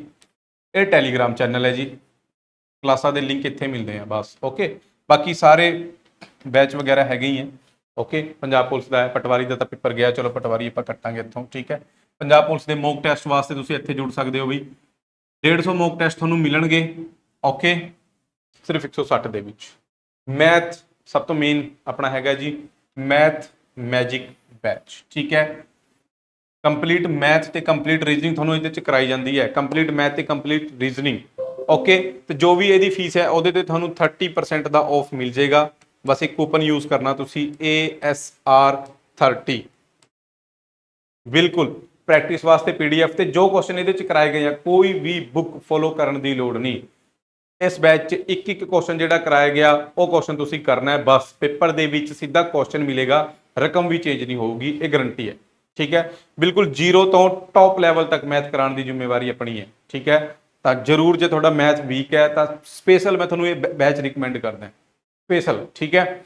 ਬਾਕੀ GK ਦੇ ਕਲਾਸਾਂ ਤਾਂ ਪਈਆਂ, ਮੈਥ ਦੀ ਵੀ ਪਈਆਂ, ਉਹ ਤੁਸੀਂ YouTube ਦੇ ਉੱਤੇ ਪੜ੍ਹ ਕੇ ਦੇਖ ਸਕਦੇ ਹੋ। ਹੁਣ ਆਪਾਂ ਇਸਰੋ ਦੀ ਗੱਲ ਕਰਦੇ ਹਾਂ ਬਈ। ਦੇਖੋ, ਇਸਰੋ ਸੰਸਥਾ ਬਣਨ ਤੋਂ ਪਹਿਲਾਂ ਇਸ ਸੰਸਥਾ ਦਾ ਨਾਮ ਕੀ ਸੀਗਾ? ਇਨਕੋਸਪਰ। ਠੀਕ ਹੈ। ਤੇ ਇਹ ਕਿਹਦੇ ਕਹਿਣ ਤੇ ਬਣੀ ਸੀਗੀ? ਵਿਕਰਮ ਸਾਰਾਭਾਈ ਦੀ ਬੇਨਤੀ ਤੇ ਬਣਾਈ ਗਈ ਸੀ, ਹਨਾ। ਹਿਸਟਰੀ ਥੋੜੀ ਜੀ ਆਪਾਂ ਇਸਰੋ ਦੀ ਦੇਖਦੇ ਹਾਂ।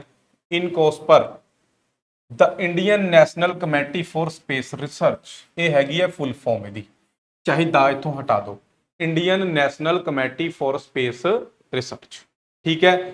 ਇਸ ਦੀ ਸਥਾਪਨਾ ਜਵਾਹਰ ਲਾਲ ਨਹਿਰੂ ਦੁਆਰਾ ਪਰਮਾਣੂ ਊਰਜਾ ਵਿਭਾਗ ਦੇ ਅਧੀਨ, ਯਾਦ ਰੱਖਣਾ ਹੈ ਕਿਹੜੇ ਡਿਪਾਰਟਮੈਂਟ ਦੇ ਅਧੀਨ ਆਈ ਸੀਗੀ? ਪਰਮਾਣੂ ਊਰਜਾ ਵਿਭਾਗ DAE, department of atomic energy, ਇਹ ਡਿਪਾਰਟਮੈਂਟ ਪਹਿਲਾਂ ਬਣਿਆ ਸੀਗਾ। ਇਸ ਡਿਪਾਰਟਮੈਂਟ ਦੇ ਅਧੀਨ ਇਨਕੋਸਪਰ ਬਣਾਈ ਗਈ ਸੀਗੀ ਸਪੇਸ ਦੀ ਰਿਸਰਚ ਕਰਨ ਵਾਸਤੇ 1962 ਵਿੱਚ। ਕਿਹਦੇ ਕਹਿਣ ਤੇ? ਵਿਕਰਮ ਸਾਰਾਭਾਈ ਦੀ ਬੇਨਤੀ ਤੇ।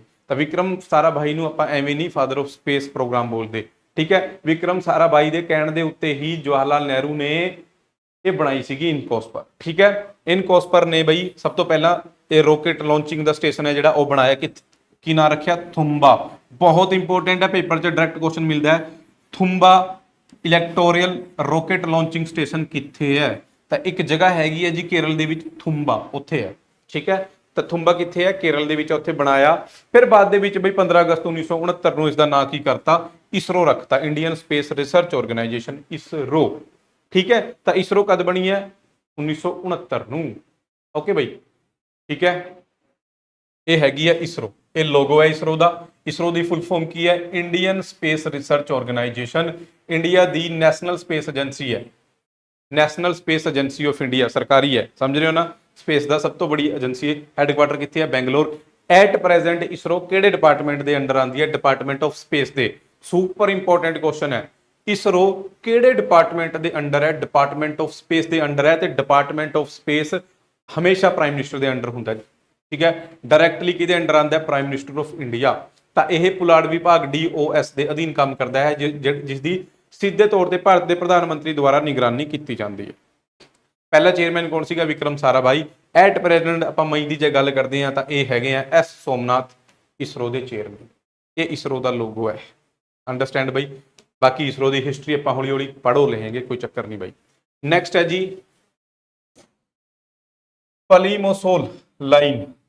ਪਲੀਮੋਸੋਲ ਲਾਈਨ ਡੈਸ਼ ਵਿੱਚ ਇੱਕ ਲਾਈਨ ਹੈ। ਤਾਂ ਇਹ ਲਾਈਨ ਕਿਹੜੀ ਹੈ? ਇਹ ਲਾਈਨ ਹੁੰਦੀ ਹੈ ਸ਼ਿਪ ਦੇ ਵਿੱਚ। ਕਿੱਥੇ ਹੁੰਦੀ ਹੈ?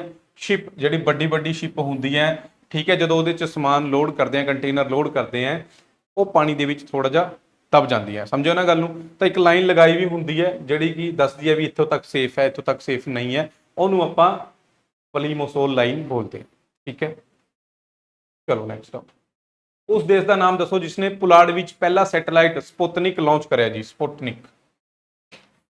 ਤਾਂ ਸਭ ਤੋਂ ਦੁਨੀਆ ਦਾ ਸਭ ਤੋਂ ਪਹਿਲਾ ਸੈਟੇਲਾਈਟ ਕਿਹੜਾ ਸੀਗਾ? ਸਪੁਤਨਿਕ ਸੀਗਾ। ਕਿਹਨੇ ਲਾਂਚ ਕਰਿਆ? ਰਸ਼ੀਆ ਵਾਲਿਆਂ ਨੇ। ਸੋਵੀਅਤ ਯੂਨੀਅਨ, USSR, ਸੋਵੀਅਤ ਸੰਘ ਜਿਹਨੂੰ ਆਪਾਂ ਰੂਸ ਬੋਲਦੇ ਹਾਂ। ਤਾਂ ਰਸ਼ੀਆ, ਰੂਸ, ਸੋਵੀਅਤ ਸੰਘ, USSR, ਇਹਨਾਂ ਨੇ ਸਪੁਤਨਿਕ ਨੂੰ ਲਾਂਚ ਕਰਿਆ ਸੀਗਾ।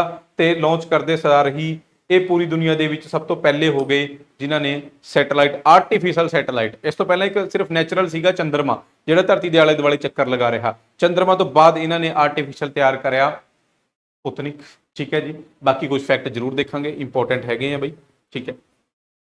ਫਸਟ ਸੈਟੇਲਾਈਟ ਸਪੁਤਨਿਕ ਹੋ ਗਿਆ, ਰਸ਼ੀਆ ਨੇ ਕਰਿਆ। ਪਹਿਲਾਂ ਇਹਨੂੰ ਫਾਰਮਲ ਮਤਲਬ ਪਹਿਲਾਂ ਇਹਨੂੰ ਸੋਵੀਅਤ ਯੂਨੀਅਨ ਬੋਲਦੇ ਸੀਗੇ, USSR ਸੋਵੀਅਤ ਸੰਘ, 1957, ਠੀਕ ਹੈ ਜੀ। ਫਸਟ, ਫਿਰ ਜੇ ਕੋਲਡ ਵਾਰ ਦਾ ਦੌਰ ਹੈ ਜੀ, ਠੀਕ ਹੈ। ਰਸ਼ੀਆ ਕੁਝ ਕਰੇਗਾ ਤਾਂ ਅਮਰੀਕਾ ਵੀ ਕਰੇਗਾ ਨਾਲ ਦੀ ਨਾਲ, ਠੀਕ ਹੈ। ਤਾਂ ਅਮਰੀਕਾ ਵਾਲੇ ਨੇ ਵੀ ਕਰਿਆ। First satellite launch by USA, Explorer 1, ਇਹ ਅਮਰੀਕਾ ਦਾ ਪਹਿਲਾ ਸੀਗਾ, ਐਕਸਪਲੋਰਰ 1, 1958। ਫਿਰ ਫਸਟ ਸੋਲਰ ਪਾਵਰ ਸੈਟੇਲਾਈਟ, ਸੌਰ ਊਰਜਾ ਨਾਲ ਚੱਲਣ ਵਾਲਾ ਸੈਟੇਲਾਈਟ, ਇਹ ਕਿਹੜਾ ਸੀਗਾ? ਵਨਗਾਰਡ A1, ਵਨਗਾਰਡ A1, ਯਾਦ ਰੱਖਣਾ, ਰੱਖ ਲਿਓ, ਛੱਡਣਾ ਛੱਡ ਦਿਓ, ਕੋਈ ਅਜਿਹਾ ਮਤਲਬ ਹੈ ਨਹੀਂ। ਪਰ ਇਹ ਤਾਂ ਸੁਪਰ ਇੰਪੋਰਟੈਂਟ ਹੈ, ਉੱਪਰ ਵਾਲੇ ਦੋ। ਚਲੋ ਇਹ ਤਾਂ ਦੁਨੀਆ ਦੇ ਹੋ ਗਏ। ਆਪਣਾ ਬਈ ਮੈਂ ਤੁਹਾਨੂੰ ਦੱਸਿਆ ਨਾ, ਇੰਡੀਆ ਦਾ ਪਹਿਲਾ ਸੈਟੇਲਾਈਟ ਸੀਗਾ ਆਰਿਆਭੱਟ, ਜਿਹੜਾ ਆਪਾਂ ਨੇ 19 ਅਪ੍ਰੈਲ 1975 ਨੂੰ ਲਾਂਚ ਕਰਿਆ। ਪਰ ਆਪਣੇ ਕੋਲ ਤਾਂ ਲਾਂਚ ਕਰਨ ਦਾ ਕੋਈ ਸਾਧਨ ਹੀ ਨਹੀਂ ਸੀਗਾ, ਤਾਂ ਹੈਲਪ ਕਰੀ ਹੈ ਰਸ਼ੀਆ ਨੇ, ਸੋਵੀਅਤ ਯੂਨੀਅਨ ਨੇ ਸਾਡੀ ਹੈਲਪ ਕਰੀ, ਠੀਕ ਹੈ। ਉਹਨਾਂ ਨੇ ਲਾਂਚ ਕਰਾਇਆ। ਕਿੱਥੋਂ? ਜਗ੍ਹਾ ਕਿਹੜੀ ਸੀਗੀ? ਤਾਂ ਉਹ ਸੀਗੀ ਜੀ ਕਪਸਟਿਨ ਯਾਰ ਜਾਂ ਕਪਸਟਿਨ ਜਾਰ, ਇਹ ਜਗ੍ਹਾ ਹੈਗੀ ਹੈ। ਤੇ ਰੋਕੇਟ ਵੀ ਉਹਨਾਂ ਦਾ ਹੀ ਗਿਆ। ਰੋਕੇਟ ਕਿਹੜਾ ਸੀਗਾ? ਇੰਟਰਕੋਸਮੋਸ। ਕਿਹੜਾ ਰੋਕੇਟ ਸੀਗਾ ਜੀ? ਇੰਟਰਕੋਸਮੋਸ, ਠੀਕ ਹੈ। ਪਰ ਬਾਅਦ ਦੇ ਵਿੱਚ ਫਿਰ ਆਪਾਂ ਨੂੰ ਇਹ ਲੱਗਿਆ ਕਿ ਆਪਾਂ ਨੇ ਆਪਣਾ ਸੈਟੇਲਾਈਟ ਤਾਂ ਬਣਾਇਆ, ਆਪਾਂ ਨੂੰ ਆਪਣਾ ਵਹੀਕਲ ਵੀ ਬਣਾਉਣਾ ਚਾਹੀਦਾ, ਰੋਕੇਟ ਵੀ ਬਣਾਉਣਾ ਚਾਹੀਦਾ ਜਿਹੜਾ ਇਸ ਨੂੰ ਲੈ ਕੇ ਜਾਏ। ਤਾਂ ਆਪਾਂ ਨੇ ਹੌਲੀ ਹੌਲੀ ਬਣਾਇਆ ਜੀ, ਤੇ ਆਪਣਾ ਫਿਰ ਕਾਮਯਾਬ ਹੋਇਆ 1980 ਦੇ ਵਿੱਚ। ਕਿਹੜਾ ਰੋਕੇਟ ਸੀਗਾ? ਆਪਣਾ SLV-3, ਇਹ ਲੈ ਕੇ ਗਿਆ ਆਪਣਾ ਇੱਕ ਸੈਟੇਲਾਈਟ ਰੋਹਿਣੀ। ਤਾਂ ਇੰਡੀਆ ਦਾ ਪਹਿਲਾ ਸੈਟੇਲਾਈਟ ਜਿਹੜਾ ਇੰਡੀਆ ਦਾ ਹੀ ਸੈਟੇਲਾਈਟ ਸੀ, ਤੇ ਉਹਨੂੰ ਲੈ ਕੇ ਵੀ ਇੰਡੀਆ ਦਾ ਹੀ ਰੋਕੇਟ ਗਿਆ, ਤੇ ਲਾਂਚ ਵੀ ਆਪਾਂ ਨੇ ਇੰਡੀਆ ਤੋਂ ਹੀ ਕਰਿਆ, ਸਮਝੋ ਨਾ ਗੱਲ ਨੂੰ। ਇੰਡੀਆ ਦਾ ਹੀ ਸੈਟੇਲਾਈਟ ਇੰਡੀਆ ਤੋਂ ਹੀ ਲਾਂਚ ਕਰਿਆ, ਇੰਡੀਆ ਦਾ ਹੀ ਵਾਹਨ ਹੈ ਜਿਹੜਾ ਉਹ ਲੈ ਕੇ ਗਿਆ, ਉਹ ਹੋ ਗਿਆ ਰੋਹਿਣੀ। ਠੀਕ ਹੈ, 1980 ਦੀ ਗੱਲ ਹੈ, ਇਹ ਆਪਾਂ ਪੜ੍ਹ ਚੁੱਕੇ ਹਾਂ ਪਹਿਲਾਂ। ਕਿੱਥੋਂ ਲਾਂਚ ਕਰਿਆ ਸੀਗਾ? ਹਰੀਕੋਟਾ ਤੋਂ। 2 ਰੁਪਏ ਦੇ ਨੋਟ ਦੇ ਉੱਤੇ ਇੱਕ ਸੈਟੇਲਾਈਟ ਦੀ ਫੋਟੋ ਹੈ, ਪੁਰਾਣਾ 2 ਦਾ ਨੋਟ, ਮਤਲਬ ਹੁਣ ਤਾਂ 2 ਦਾ ਨੋਟ ਆਉਂਦਾ ਹੀ ਨਹੀਂ। ਇਹ ਸੈਟੇਲਾਈਟ ਦੀ ਕਿਹੜੀ ਦੀ ਫੋਟੋ ਹੈ? ਆਰਿਆਭੱਟ ਹੈ ਜਾਂ ਰੋਹਿਣੀ ਹੈ? 2 ਹੀ ਆਪਸ਼ਨ ਹੈ ਤੁਹਾਡੇ ਕੋਲ, ਜਾਂ ਤਾਂ ਆਰਿਆਭੱਟ ਹੈ ਜਾਂ ਰੋਹਿਣੀ ਹੈ। ਕੋਈ ਦੱਸੇਗਾ 2 ਰੁਪਏ ਦੇ ਨੋਟ ਦੇ ਉੱਤੇ ਫੋਟੋ ਕਿਹਦੀ ਹੈ, ਆਰਿਆਭੱਟ ਜਾਂ ਰੋਹਿਣੀ? ਚਲੋ ਅੱਗੇ ਆਓ। ਹਾਂ, ਰਡਾਰ ਦੇ ਉੱਤੇ ਕੁਐਸਚਨ ਆ ਗਿਆ। ਰਡਾਰ ਨੂੰ ਕਿੱਥੇ ਵਰਤਿਆ ਜਾਂਦਾ ਵੀ, ਜਾਂ ਰਡਾਰ ਨੂੰ ਵਰਤਿਆ ਜਾਂਦਾ ਹੈ ਡੁੱਬੀਆਂ ਪਣਡੁੱਬੀਆਂ ਦਾ ਪਤਾ ਲਗਾਉਣ ਵਾਸਤੇ। ਪਣਡੁੱਬੀਆਂ ਹੁੰਦੀ ਜਿਹੜੀ ਸਮੁੰਦਰ ਦੇ ਵਿੱਚ ਰਹਿੰਦੀਆਂ ਹੈ ਨਾ, ਡਿਫੈਂਸ ਵਾਲੇ ਯੂਜ਼ ਕਰਦੇ ਆ, ਸਬਮਰੀਨਸ ਜਿਹਨੂੰ ਆਪਾਂ ਬੋਲਦੇ ਹਾਂ ਅੰਗਰੇਜ਼ੀ ਦੇ ਵਿੱਚ ਸਬਮਰੀਨਸ। ਠੀਕ ਹੈ, ਤਾਂ ਉਹ ਜਿਹੜੀ ਲਾਪਤਾ ਜਾਂ ਡੁੱਬ ਚੁੱਕੀਆਂ ਪਣਡੁੱਬੀਆਂ ਉਹਨਾਂ ਦਾ ਪਤਾ ਲਗਾਉਣ ਵਾਸਤੇ, ਜਾਂ ਰੇਡੀਓ ਰਿਸੀਵਰਾਂ ਤੋਂ ਸਿਗਨਲ ਪ੍ਰਾਪਤ ਕਰਨ ਵਾਸਤੇ, ਜਾਂ ਦੂਰ ਦੀ ਵਸਤੂਆਂ ਦਾ ਪਤਾ ਲਗਾਉਣ ਜਾਂ ਲੱਭਣ ਲਈ ਉਹਨਾਂ ਨੂੰ ਵਰਤਿਆ ਜਾਂਦਾ ਹੈ, ਜਾਂ ਜੀਓ ਸਟੇਸ਼ਨਰੀ ਸੈਟੇਲਾਈਟ ਲੱਭਣ ਲਈ। ਤਾਂ ਰਡਾਰ ਦਾ ਇਹ ਕੁਐਸਚਨ ਅਟੈਂਪਟ ਕਰਨ ਤੋਂ ਪਹਿਲਾਂ ਆਪਾਂ ਇਹ ਫੋਟੋ ਦੇਖਾਂਗੇ। ਵਿਜ਼ੀਬਲ ਹੈ ਬਿਲਕੁਲ। ਇਹ ਰਡਾਰ ਯੂਜ਼ ਕਰ ਰਹੀ ਹੈ ਜੀ ਕੰਨਿਆ। ਠੀਕ ਹੈ, ਇਹ ਐਂਟੀਨਾ ਲੱਗਿਆ ਹੋਇਆ, ਇੱਥੋਂ ਰਡਾਰ ਸਿਗਨਲ ਭੇਜੇ ਜਾਂਦੇ ਆ। ਰਡਾਰ ਇੱਕ ਤਰ੍ਹਾਂ ਦੀ ਰੇਡੀਓ ਵੇਵਸ ਹੁੰਦੀ ਹੈ। ਕਿਹੜੀ ਵੇਵਸ ਹੈ? Radio waves. ਇਹ ਰੇਡੀਓ ਤਰੰਗਾ, ਐਂਟੀਨਾ ਘੁੰਮਦਾ ਰਹਿੰਦਾ ਤੇ 4 ਦਿਸ਼ਾ, ਇੱਧਰ ਘੁੰਮ ਕੇ ਇੱਧਰ ਭੇਜਤੀ, ਇੱਧਰ ਘੁੰਮ ਕੇ ਇੱਧਰ, ਇਦਾਂ ਮਤਲਬ ਇਹ ਤੇ ਘੁੰਮਦਾ ਰਹਿੰਦਾ ਹੈ। ਠੀਕ ਹੈ, ਹਰ ਟਾਈਮ ਘੁੰਮ ਰਿਹਾ ਤੇ 4 ਚੁਫੇਰੇ ਇਹਨੇ ਤਰੰਗਾ ਛੱਡੀ ਹੋਈਆਂ। ਤੇ ਇਹ ਹੈਗਾ, ਦੇਖੋ ਇਹ ਆਪਣੇ ਕੰਪਿਊਟਰ ਸਕਰੀਨ 'ਚ ਦੇਖ ਰਹੀ ਹੈ, ਇਹ ਰਡਾਰ, ਇਹ ਐਂਟੀਨਾ ਹੋ ਗਿਆ ਤੇ ਇਹ ਉਹਦਾ ਦਾਇਰਾ ਹੋ ਗਿਆ ਵੇ। ਇਸ ਦਾਇਰੇ ਦੇ ਵਿੱਚ, ਇਸ ਦਾਇਰੇ ਤੱਕ ਤਰੰਗਾ ਜਾਂਦੀਆਂ, ਸਮਝ ਰਹੇ ਹੋ ਨਾ? ਕਿਉਂਕਿ ਹਰ ਤਰ੍ਹਾਂ ਦੀ, ਹਰ ਐਂਟੀਨੇ ਦੀ ਇੱਕ ਰੇਂਜ ਹੁੰਦੀ ਹੈ ਨਾ, ਤਾਂ ਇਹਦੀ ਰੇਂਜ ਦਾ ਵੀ ਪਤਾ ਵੀ ਇੱਥੋਂ ਤੱਕ ਇਹਦੀ ਰੇਂਜ ਹੈ। ਤਾਂ ਇਸ ਰੇਂਜ ਦੇ ਵਿੱਚ ਦੇਖੋ ਤਰੰਗਾ ਗਈਆਂ 4 ਚੁਫੇਰੇ, ਇੱਧਰ ਵੀ ਜਾ ਰਹੀ, ਇੱਧਰ ਵੀ, ਇੱਧਰ ਵੀ, ਇੱਧਰ ਵੀ।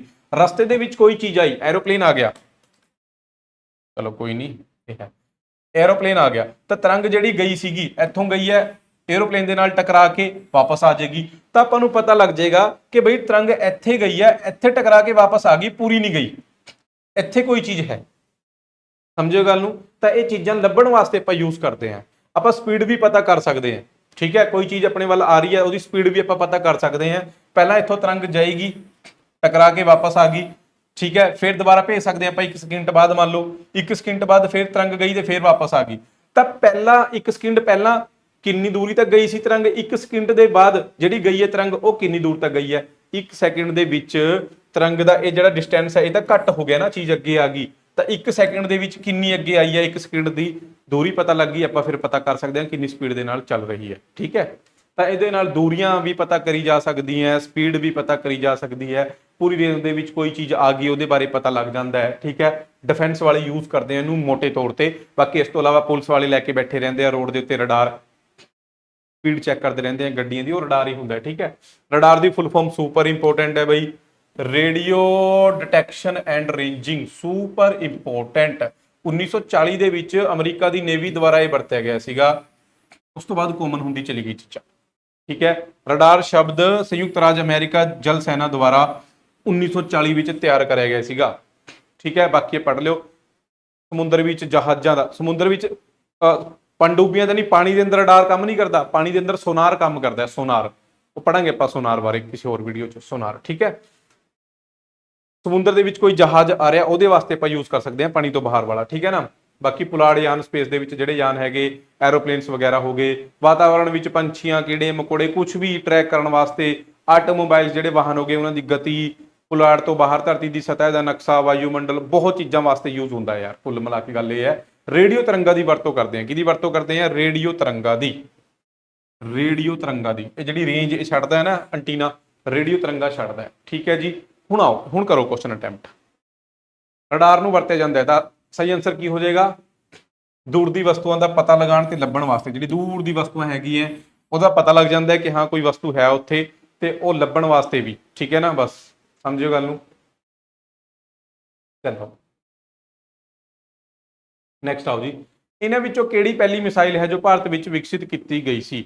ਭਾਰਤ ਨੇ ਆਪਣੀ ਸਭ ਤੋਂ ਪਹਿਲਾਂ ਕਿਹੜੀ ਮਿਸਾਈਲ ਬਣਾਈ ਹੈ? ਠੀਕ ਹੈ, ਤਾਂ ਇੱਕ ਪ੍ਰੋਗਰਾਮ ਚੱਲਦਾ ਹੈ ਜੀ, ਉਹ ਪ੍ਰੋਗਰਾਮ ਬਾਰੇ ਦੇਖਾਂਗੇ। ਉਸ ਪ੍ਰੋਗਰਾਮ ਦਾ ਆਰਕੀਟੈਕਟ ਕੌਣ ਸੀਗਾ, ਮਤਲਬ ਹੈੱਡ ਕੌਣ ਸੀਗਾ? ਡਾਕਟਰ APJ ਅਬਦੁਲ ਕਲਾਮ ਸੀਗਾ, ਤੇ ਉਹਦੇ ਅਧੀਨ 5 ਮਿਸਾਈਲਾਂ ਬਣਾਈ ਗਈਆਂ। ਠੀਕ ਹੈ, ਸਭ ਤੋਂ ਪਹਿਲਾਂ ਕਿਹੜੀ ਬਣੀ ਹੈ? ਸਭ ਤੋਂ ਪਹਿਲਾਂ ਬਣੀ ਹੈ ਜੀ ਪ੍ਰਿਥਵੀ। ਕਿਹੜੀ ਬਣੀ ਹੈ? ਪ੍ਰਿਥਵੀ ਬਣੀ ਹੈ। ਠੀਕ ਹੈ, ਰੁਕ ਜਾ, ਰੁਕੀ। ਠੀਕ ਹੈ, ਸਭ ਤੋਂ ਪਹਿਲਾਂ ਕਿਹੜੀ ਬਣੀ ਹੈ? ਪ੍ਰਿਥਵੀ ਬਣੀ ਹੈ ਬਈ, ਯਾਦ ਰੱਖਣਾ। ਤੇ ਬਾਕੀ ਦੇਖਦੇ ਹਾਂ ਆਪਾਂ। ਠੀਕ ਹੈ, ਤਾਂ ਭਾਰਤ ਦੁਆਰਾ ਸਭ ਤੋਂ ਪਹਿਲਾਂ ਆਪਣੀ ਕਿਹੜੀ ਮਿਸਾਈਲ ਬਣਾਈ ਗਈ ਹੈ? ਪ੍ਰਿਥਵੀ। ਦੇਖੋ ਪ੍ਰਿਥਵੀ ਭਾਰਤ ਦੀ ਪਹਿਲੀ ਸਵਦੇਸੀ ਤੌਰ ਤੇ ਵਿਕਸਿਤ ਬੈਲਿਸਟਿਕ ਮਿਸਾਈਲ ਸੀਗੀ। ਕਿਹੜੀ ਮਿਸਾਈਲ? Ballistic missile. ਇਹ ਮਿਸਾਈਲਾਂ ਦੀ ਇੱਕ ਟਾਈਪ ਹੁੰਦੀ ਹੈ ਵੀ, ਠੀਕ ਹੈ, ਬੈਲਿਸਟਿਕ ਹੁੰਦੀ ਹੈ ਟਾਈਪ ਉਹਨਾਂ ਦੇ ਵਿੱਚੋਂ। ਬੈਲਿਸਟਿਕ ਮਿਸਾਈਲ ਸੀ ਜੋ integrated guided missile development programme, super important ਹੈ, IGMDP।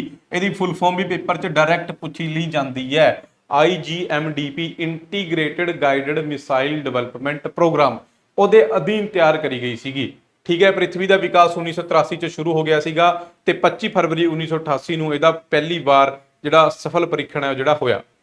ਠੀਕ ਹੈ, 3 ਸੰਸਕਰਣ ਇਹਦੇ ਹੈਗੇ ਆ, ਪ੍ਰਿਥਵੀ 1, ਪ੍ਰਿਥਵੀ 2, ਪ੍ਰਿਥਵੀ 3। ਬਾਕੀ ਇਸ ਤੋਂ ਇਲਾਵਾ ਵੀ ਇਹਨੂੰ ਕਈ ਹੋਰ ਰੂਪਾਂ ਦੇ ਵਿੱਚ ਵੀ ਵਰਤਿਆ ਜਾਂਦਾ ਹੈ। ਠੀਕ ਹੈ, ਚਲੋ ਜੀ, ਇਹ ਉਹ ਪ੍ਰੋਗਰਾਮ ਸੀਗਾ, ਸੁਪਰ ਇੰਪੋਰਟੈਂਟ ਹੈ, integrated guided missile development programme. ਠੀਕ ਹੈ, ਲਾਂਚ ਕਦੋਂ ਹੋਇਆ? 1980 ਚ ਕਰਿਆ ਸੀਗਾ DRDO ਦੁਆਰਾ। DRDO defence research development organisation, ਉਹਨਾਂ ਦੁਆਰਾ ਕਰਿਆ ਗਿਆ ਸੀਗਾ। ਕੰਪਲੀਟ ਕਦੋਂ ਹੋਇਆ? 2008 ਚ। ਆਰਕੀਟੈਕਟ ਕੌਣ ਸੀਗਾ? Doctor APJ Abdul Kalam. ਇਸ ਦੇ ਤਹਿਤ ਆਪਾਂ ਨੇ 5 ਮਿਸਾਈਲਾਂ ਬਣਾਈ, ਪ੍ਰਿਥਵੀ, ਅਗਨੀ, ਤ੍ਰਿਸ਼ੂਲ, ਆਕਾਸ਼ ਤੇ ਨਾਗ। ਅਲੱਗ-ਅਲੱਗ ਤਰ੍ਹਾਂ ਦੀ ਸੀਗੀ। ਆਪਾਂ ਮਿਸਾਈਲਾਂ ਬਾਰੇ ਕਿਸੇ ਹੋਰ ਕਲਾਸ 'ਚ ਹੋਰ ਡਿਟੇਲ 'ਚ ਪੜਾਂਗੇ। ਠੀਕ ਹੈ, ਬੈਲਿਸਟਿਕ ਮਿਸਾਈਲ ਹੁੰਦੀਆਂ, ਕਰੂਜ਼ ਮਿਸਾਈਲਾਂ ਹੁੰਦੀਆਂ। ਠੀਕ ਹੈ, ਚਲੋ ਮੈਂ ਥੋੜਾ ਜਿਹਾ ਹਿੰਟ ਤੁਹਾਨੂੰ ਦੇ ਦਿੰਦਾ। ਬੈਲਿਸਟਿਕ ਮਿਸਾਈਲ ਤੇ ਕਰੂਜ਼ ਮਿਸਾਈਲ ਦੇ ਵਿੱਚ ਅੰਤਰ ਕੀ ਹੁੰਦਾ ਹੈ? ਬੈਲਿਸਟਿਕ ਮਿਸਾਈਲ ਜਿਹੜੀ ਹੈਗੀ ਹੈ ਨਾ, ਮੰਨ ਲਓ, ਦੇਖੋ ਪਹਿਲਾਂ ਮੈਂ ਕਰੂਜ਼ ਮਿਸਾਈਲ ਬਾਰੇ ਤੁਹਾਨੂੰ ਦੱਸਦਾ। ਇਦਾਂ ਦੀ ਮੰਨ ਲਓ ਇੱਕ ਕਰੂਜ਼ ਮਿਸਾਈਲ ਹੋ ਗਈ ਬਈ, ਇਦਾਂ ਦੀ ਕੋਈ ਕਰੂਜ਼ ਮਿਸਾਈਲ ਹੋ ਗਈ। ਠੀਕ ਹੈ, ਇਹ ਲਾਂਚ ਕਰੀ ਹੈ ਕਿੱਧਰੋਂ ਵੀ, ਇਹ ਸਿੱਧੀ ਜਾਏਗੀ ਤੇ ਆਪਣੇ ਸਿੱਧੇ ਟਾਰਗੇਟ ਨੂੰ ਹਿੱਟ ਕਰੇਗੀ। ਬਟ ਬੈਲਿਸਟਿਕ ਮਿਸਾਈਲ ਕੀ ਹੁੰਦੀ ਹੈ? ਬੈਲਿਸਟਿਕ ਮਿਸਾਈਲ ਇੱਕ ਤਰ੍ਹਾਂ ਦੀ ਰੋਕੇਟ ਟਾਈਪ ਹੁੰਦੀ ਹੈ। ਇਹ ਹੋਗੀ ਬੈਲਿਸਟਿਕ ਮਿਸਾਈਲ, ਇਦਾਂ ਕਰਕੇ। ਠੀਕ ਹੈ ਜੀ, ਇਹ ਜਾਏਗੀ, ਪਹਿਲਾਂ ਥੱਲੇ ਵਾਲਾ ਪੋਰਸ਼ਨ ਹੈ ਜਿਹੜਾ, ਇਹਦਾ ਫਿਊਲ ਖਤਮ ਹੋ ਕੇ ਇਹ ਅਲੱਗ ਹੋ ਜਾਏਗਾ, ਫਿਰ ਇਹ ਵਾਲਾ ਪੋਰਸ਼ਨ ਅਲੱਗ ਹੋ ਜਾਏਗਾ, ਇਹ ਪੋਰਸ਼ਨ ਅਲੱਗ ਹੋ ਜਾਏਗਾ, ਫਿਰ ਇੱਥੇ ਜਿਹੜਾ ਬੰਬ ਵਗੈਰਾ ਰੱਖਿਆ ਹੁੰਦਾ ਹੈ ਉਹ ਜਾ ਕੇ ਅੱਗੇ ਟਾਰਗੇਟ ਨੂੰ ਹਿੱਟ ਕਰੇਗਾ। ਇਹ ਪਹਿਲਾਂ ਐਟਮੋਸਫੇਅਰ ਤੋਂ ਬਾਹਰ ਚਲੀ ਜਾਂਦੀ ਹੈ, ਫਿਰ ਵਾਪਸ ਆਉਂਦੀ ਹੈ। ਠੀਕ ਹੈ, ਕਰੂਜ਼ ਮਿਸਾਈਲ ਐਟਮੋਸਫੇਅਰ ਦੇ ਵਿੱਚ ਹੀ ਰਹਿੰਦੀ ਹੈ, ਬਸ ਸਿੱਧੀ ਜਾਂਦੀ ਹੈ, ਸਿੱਧਾ ਟਾਰਗੇਟ ਨੂੰ ਹਿੱਟ ਕਰ ਦਿੰਦੀ ਹੈ। ਕਰੂਜ਼ ਮਿਸਾਈਲ ਤੇ ਬੈਲਿਸਟਿਕ ਮਿਸਾਈਲ 'ਚ ਥੋੜਾ ਨਹੀਂ ਬਹੁਤ ਅੰਤਰ ਹੁੰਦਾ ਹੈ। ਠੀਕ ਹੈ, ਕਿਸੇ ਹੋਰ ਵੀਡੀਓ 'ਚ ਆਪਾਂ ਪੜਾਂਗੇ। ਬਾਕੀ ਚਲੋ ਅੱਗੇ ਆਓ। ਫਿਰ ਬੈਲਿਸਟਿਕ ਮਿਸਾਈਲ ਕਿਹਨੇ ਡਿਵੈਲਪ ਕਰੀ ਹੈ? ਇੰਡੀਆ ਦੀ ਗੱਲ ਨਹੀਂ ਮੈਂ ਕਰ ਰਿਹਾ, ਓਵਰਆਲ ਬੈਲਿਸਟਿਕ ਮਿਸਾਈਲ ਬਣਾਈ ਕਿਹਨੇ ਹੈ? ਇਹ ਬਣਾਈ ਹੈ ਜੀ ਵਾਰਨਹੇਰ ਵੌਨ ਬਰਾਊਨ ਨੇ। ਠੀਕ ਹੈ, ਓਕੇ। ਤੇ ਬੈਲਿਸਟਿਕ ਮਿਸਾਈਲ ਮੈਂ ਤੁਹਾਨੂੰ ਦੱਸਤਾ, ਪਹਿਲਾਂ ਆਪਣੇ ਐਟਮੋਸਫੇਅਰ ਤੋਂ ਬਾਹਰ ਨਿਕਲ ਜਾਏਗੀ, ਫਿਰ ਵਾਪਸ ਆਏਗੀ, ਇਦਾਂ ਕਰਕੇ ਟਾਰਗੇਟ ਨੂੰ ਹਿੱਟ ਕਰਦੀ ਹੈ। ਠੀਕ ਹੈ, ਬੈਲਿਸਟਿਕ ਮਿਸਾਈਲ ਹੋਗੀ। ਓਕੇ ਜੀ, ਤਾਂ ਅੱਜ ਦੀ ਵੀਡੀਓਜ਼ ਦੇ ਵਿੱਚ ਇੰਨਾ ਹੀ ਹੈ ਵੀਡੀਓ ਦੇ ਵਿੱਚ। ਠੀਕ ਹੈ, ਤੇ ਹੋਰ 1-2 ਵੀਡੀਓ ਹੋਰ ਆਏਗੀ ਜਿਹਦੇ ਤੇ ਆਪਾਂ ਇਦਾਂ ਦੇ ਸਟੈਟਿਕ ਤੇ ਹਿਸਟਰੀ ਦੋਨਾਂ ਨੂੰ ਮਿਕਸ ਕਰਕੇ ਪੜਾਂਗੇ। ਠੀਕ ਹੈ, ਉਸ ਤੋਂ 2 ਵੀਡੀਓਜ਼ ਤੋਂ ਬਾਅਦ ਫਿਰ ਆਪਾਂ ਕਰੰਟ ਵੱਲ ਚਲਾਂਗੇ, ਸਾਇੰਸ ਐਂਡ ਟੈਕਨੋਲੋਜੀ ਦੇ ਕਰੰਟ ਫਿਰ ਆਪਾਂ ਕਰ ਲਾਂਗੇ। ਠੀਕ ਹੈ, ਕੁੱਲ ਮਿਲਾ ਕੇ ਹਲੇ ਤੁਸੀਂ ਕਹਿ ਸਕਦੇ ਹੋ ਵੀ 4 ਵੀਡੀਓ ਹੋਰ ਆਣੀਆਂ ਸਾਇੰਸ ਐਂਡ ਟੈਕ ਦੀਆਂ। ਠੀਕ ਹੈ, ਪਰ ਡੇਲੀ ਨਹੀਂ ਮੈਂ ਪ੍ਰੋਵਾਈਡ ਕਰ ਸਕਦਾ। ਸਾਇੰਸ ਐਂਡ ਟੈਕ 1-2 ਦਿਨ ਦੇ ਗੈਪ ਦੇ ਬਾਅਦ ਤੁਹਾਨੂੰ ਮਿਲ ਜਾਇਆ ਕਰੇਗੀ ਕਲਾਸ। ਠੀਕ ਹੈ, ਤੇ ਇੰਨਾ ਕੁ ਬਹੁਤ ਹੈ। ਸਾਇੰਸ ਐਂਡ ਟੈਕ ਬਾਰੇ ਜੇ ਕੁਛ ਆਉਂਦਾ ਇਹਦੇ 'ਚ ਕਵਰ ਹੋ ਜਾਏਗਾ। ਠੀਕ ਹੈ, ਜ਼ਿਆਦਾ ਡੂੰਘਾਈ 'ਚ ਜਾਣ ਦੀ ਵੀ ਲੋੜ ਨਹੀਂ ਹੈਗੀ, ਕਿਉਂਕਿ ਫਿਰ ਇਹ ਹੈ ਕਿ ਕੁਐਸਚਨ ਤਾਂ 2-4 ਦੀ ਲਿਮਿਟ ਹੁੰਦੀ ਹੈ। ਤੁਸੀਂ ਇਸ ਨੂੰ ਇੰਨਾ ਜ਼ਿਆਦਾ ਪੜ੍ਹੋਗੇ ਤੇ ਫਿਰ ਵੀ ਜੇ, ਕਿਉਂਕਿ ਲਿਮਿਟ ਤਾਂ ਕੋਈ ਹੈ ਨਹੀਂ, ਸਾਇੰਸ ਐਂਡ ਟੈਕਨੋਲੋਜੀ ਦੀ ਬਹੁਤ ਵੱਡਾ ਸਬਜੈਕਟ ਹੈ ਨਾ, ਤਾਂ ਜਿੰਨਾ ਮਤਲਬ ਸਫੀਸ਼ੈਂਟ ਹੈ ਆਪਾਂ ਉਨਾ ਹੀ ਪੜਾਂਗੇ। ਠੀਕ ਹੈ, ਟੈਨਸ਼ਨ ਨਾ ਲਓ, ਇਹਦੇ 'ਚ ਕੁਐਸਚਨ ਕਵਰ ਹੋ ਜਾਏਗਾ। ਜੇ ਕੁਐਸਚਨ ਆ ਰਿਹਾ ਸਾਇੰਸ ਐਂਡ ਟੈਕ ਦਾ, ਡੈਫੀਨੇਟਲੀ ਤੁਹਾਡਾ ਕਵਰ ਹੋ ਜਾਏਗਾ, ਟੈਨਸ਼ਨ ਨਾ ਲਓ। ਠੀਕ ਹੈ, ਬਾਕੀ ਵੀਡੀਓ ਨੂੰ ਸ਼ੇਅਰ ਜ਼ਰੂਰ ਕਰਨਾ ਵੀ ਆਪਣੇ ਫਰੈਂਡਸ ਦੇ ਨਾਲ। ਓਕੇ, ਠੀਕ ਹੈ ਜੀ, ਥੈਂਕ ਯੂ। ਨੈਕਸਟ ਕਲਾਸ 'ਚ ਮਿਲਦੇ ਹਾਂ ਫਿਰ।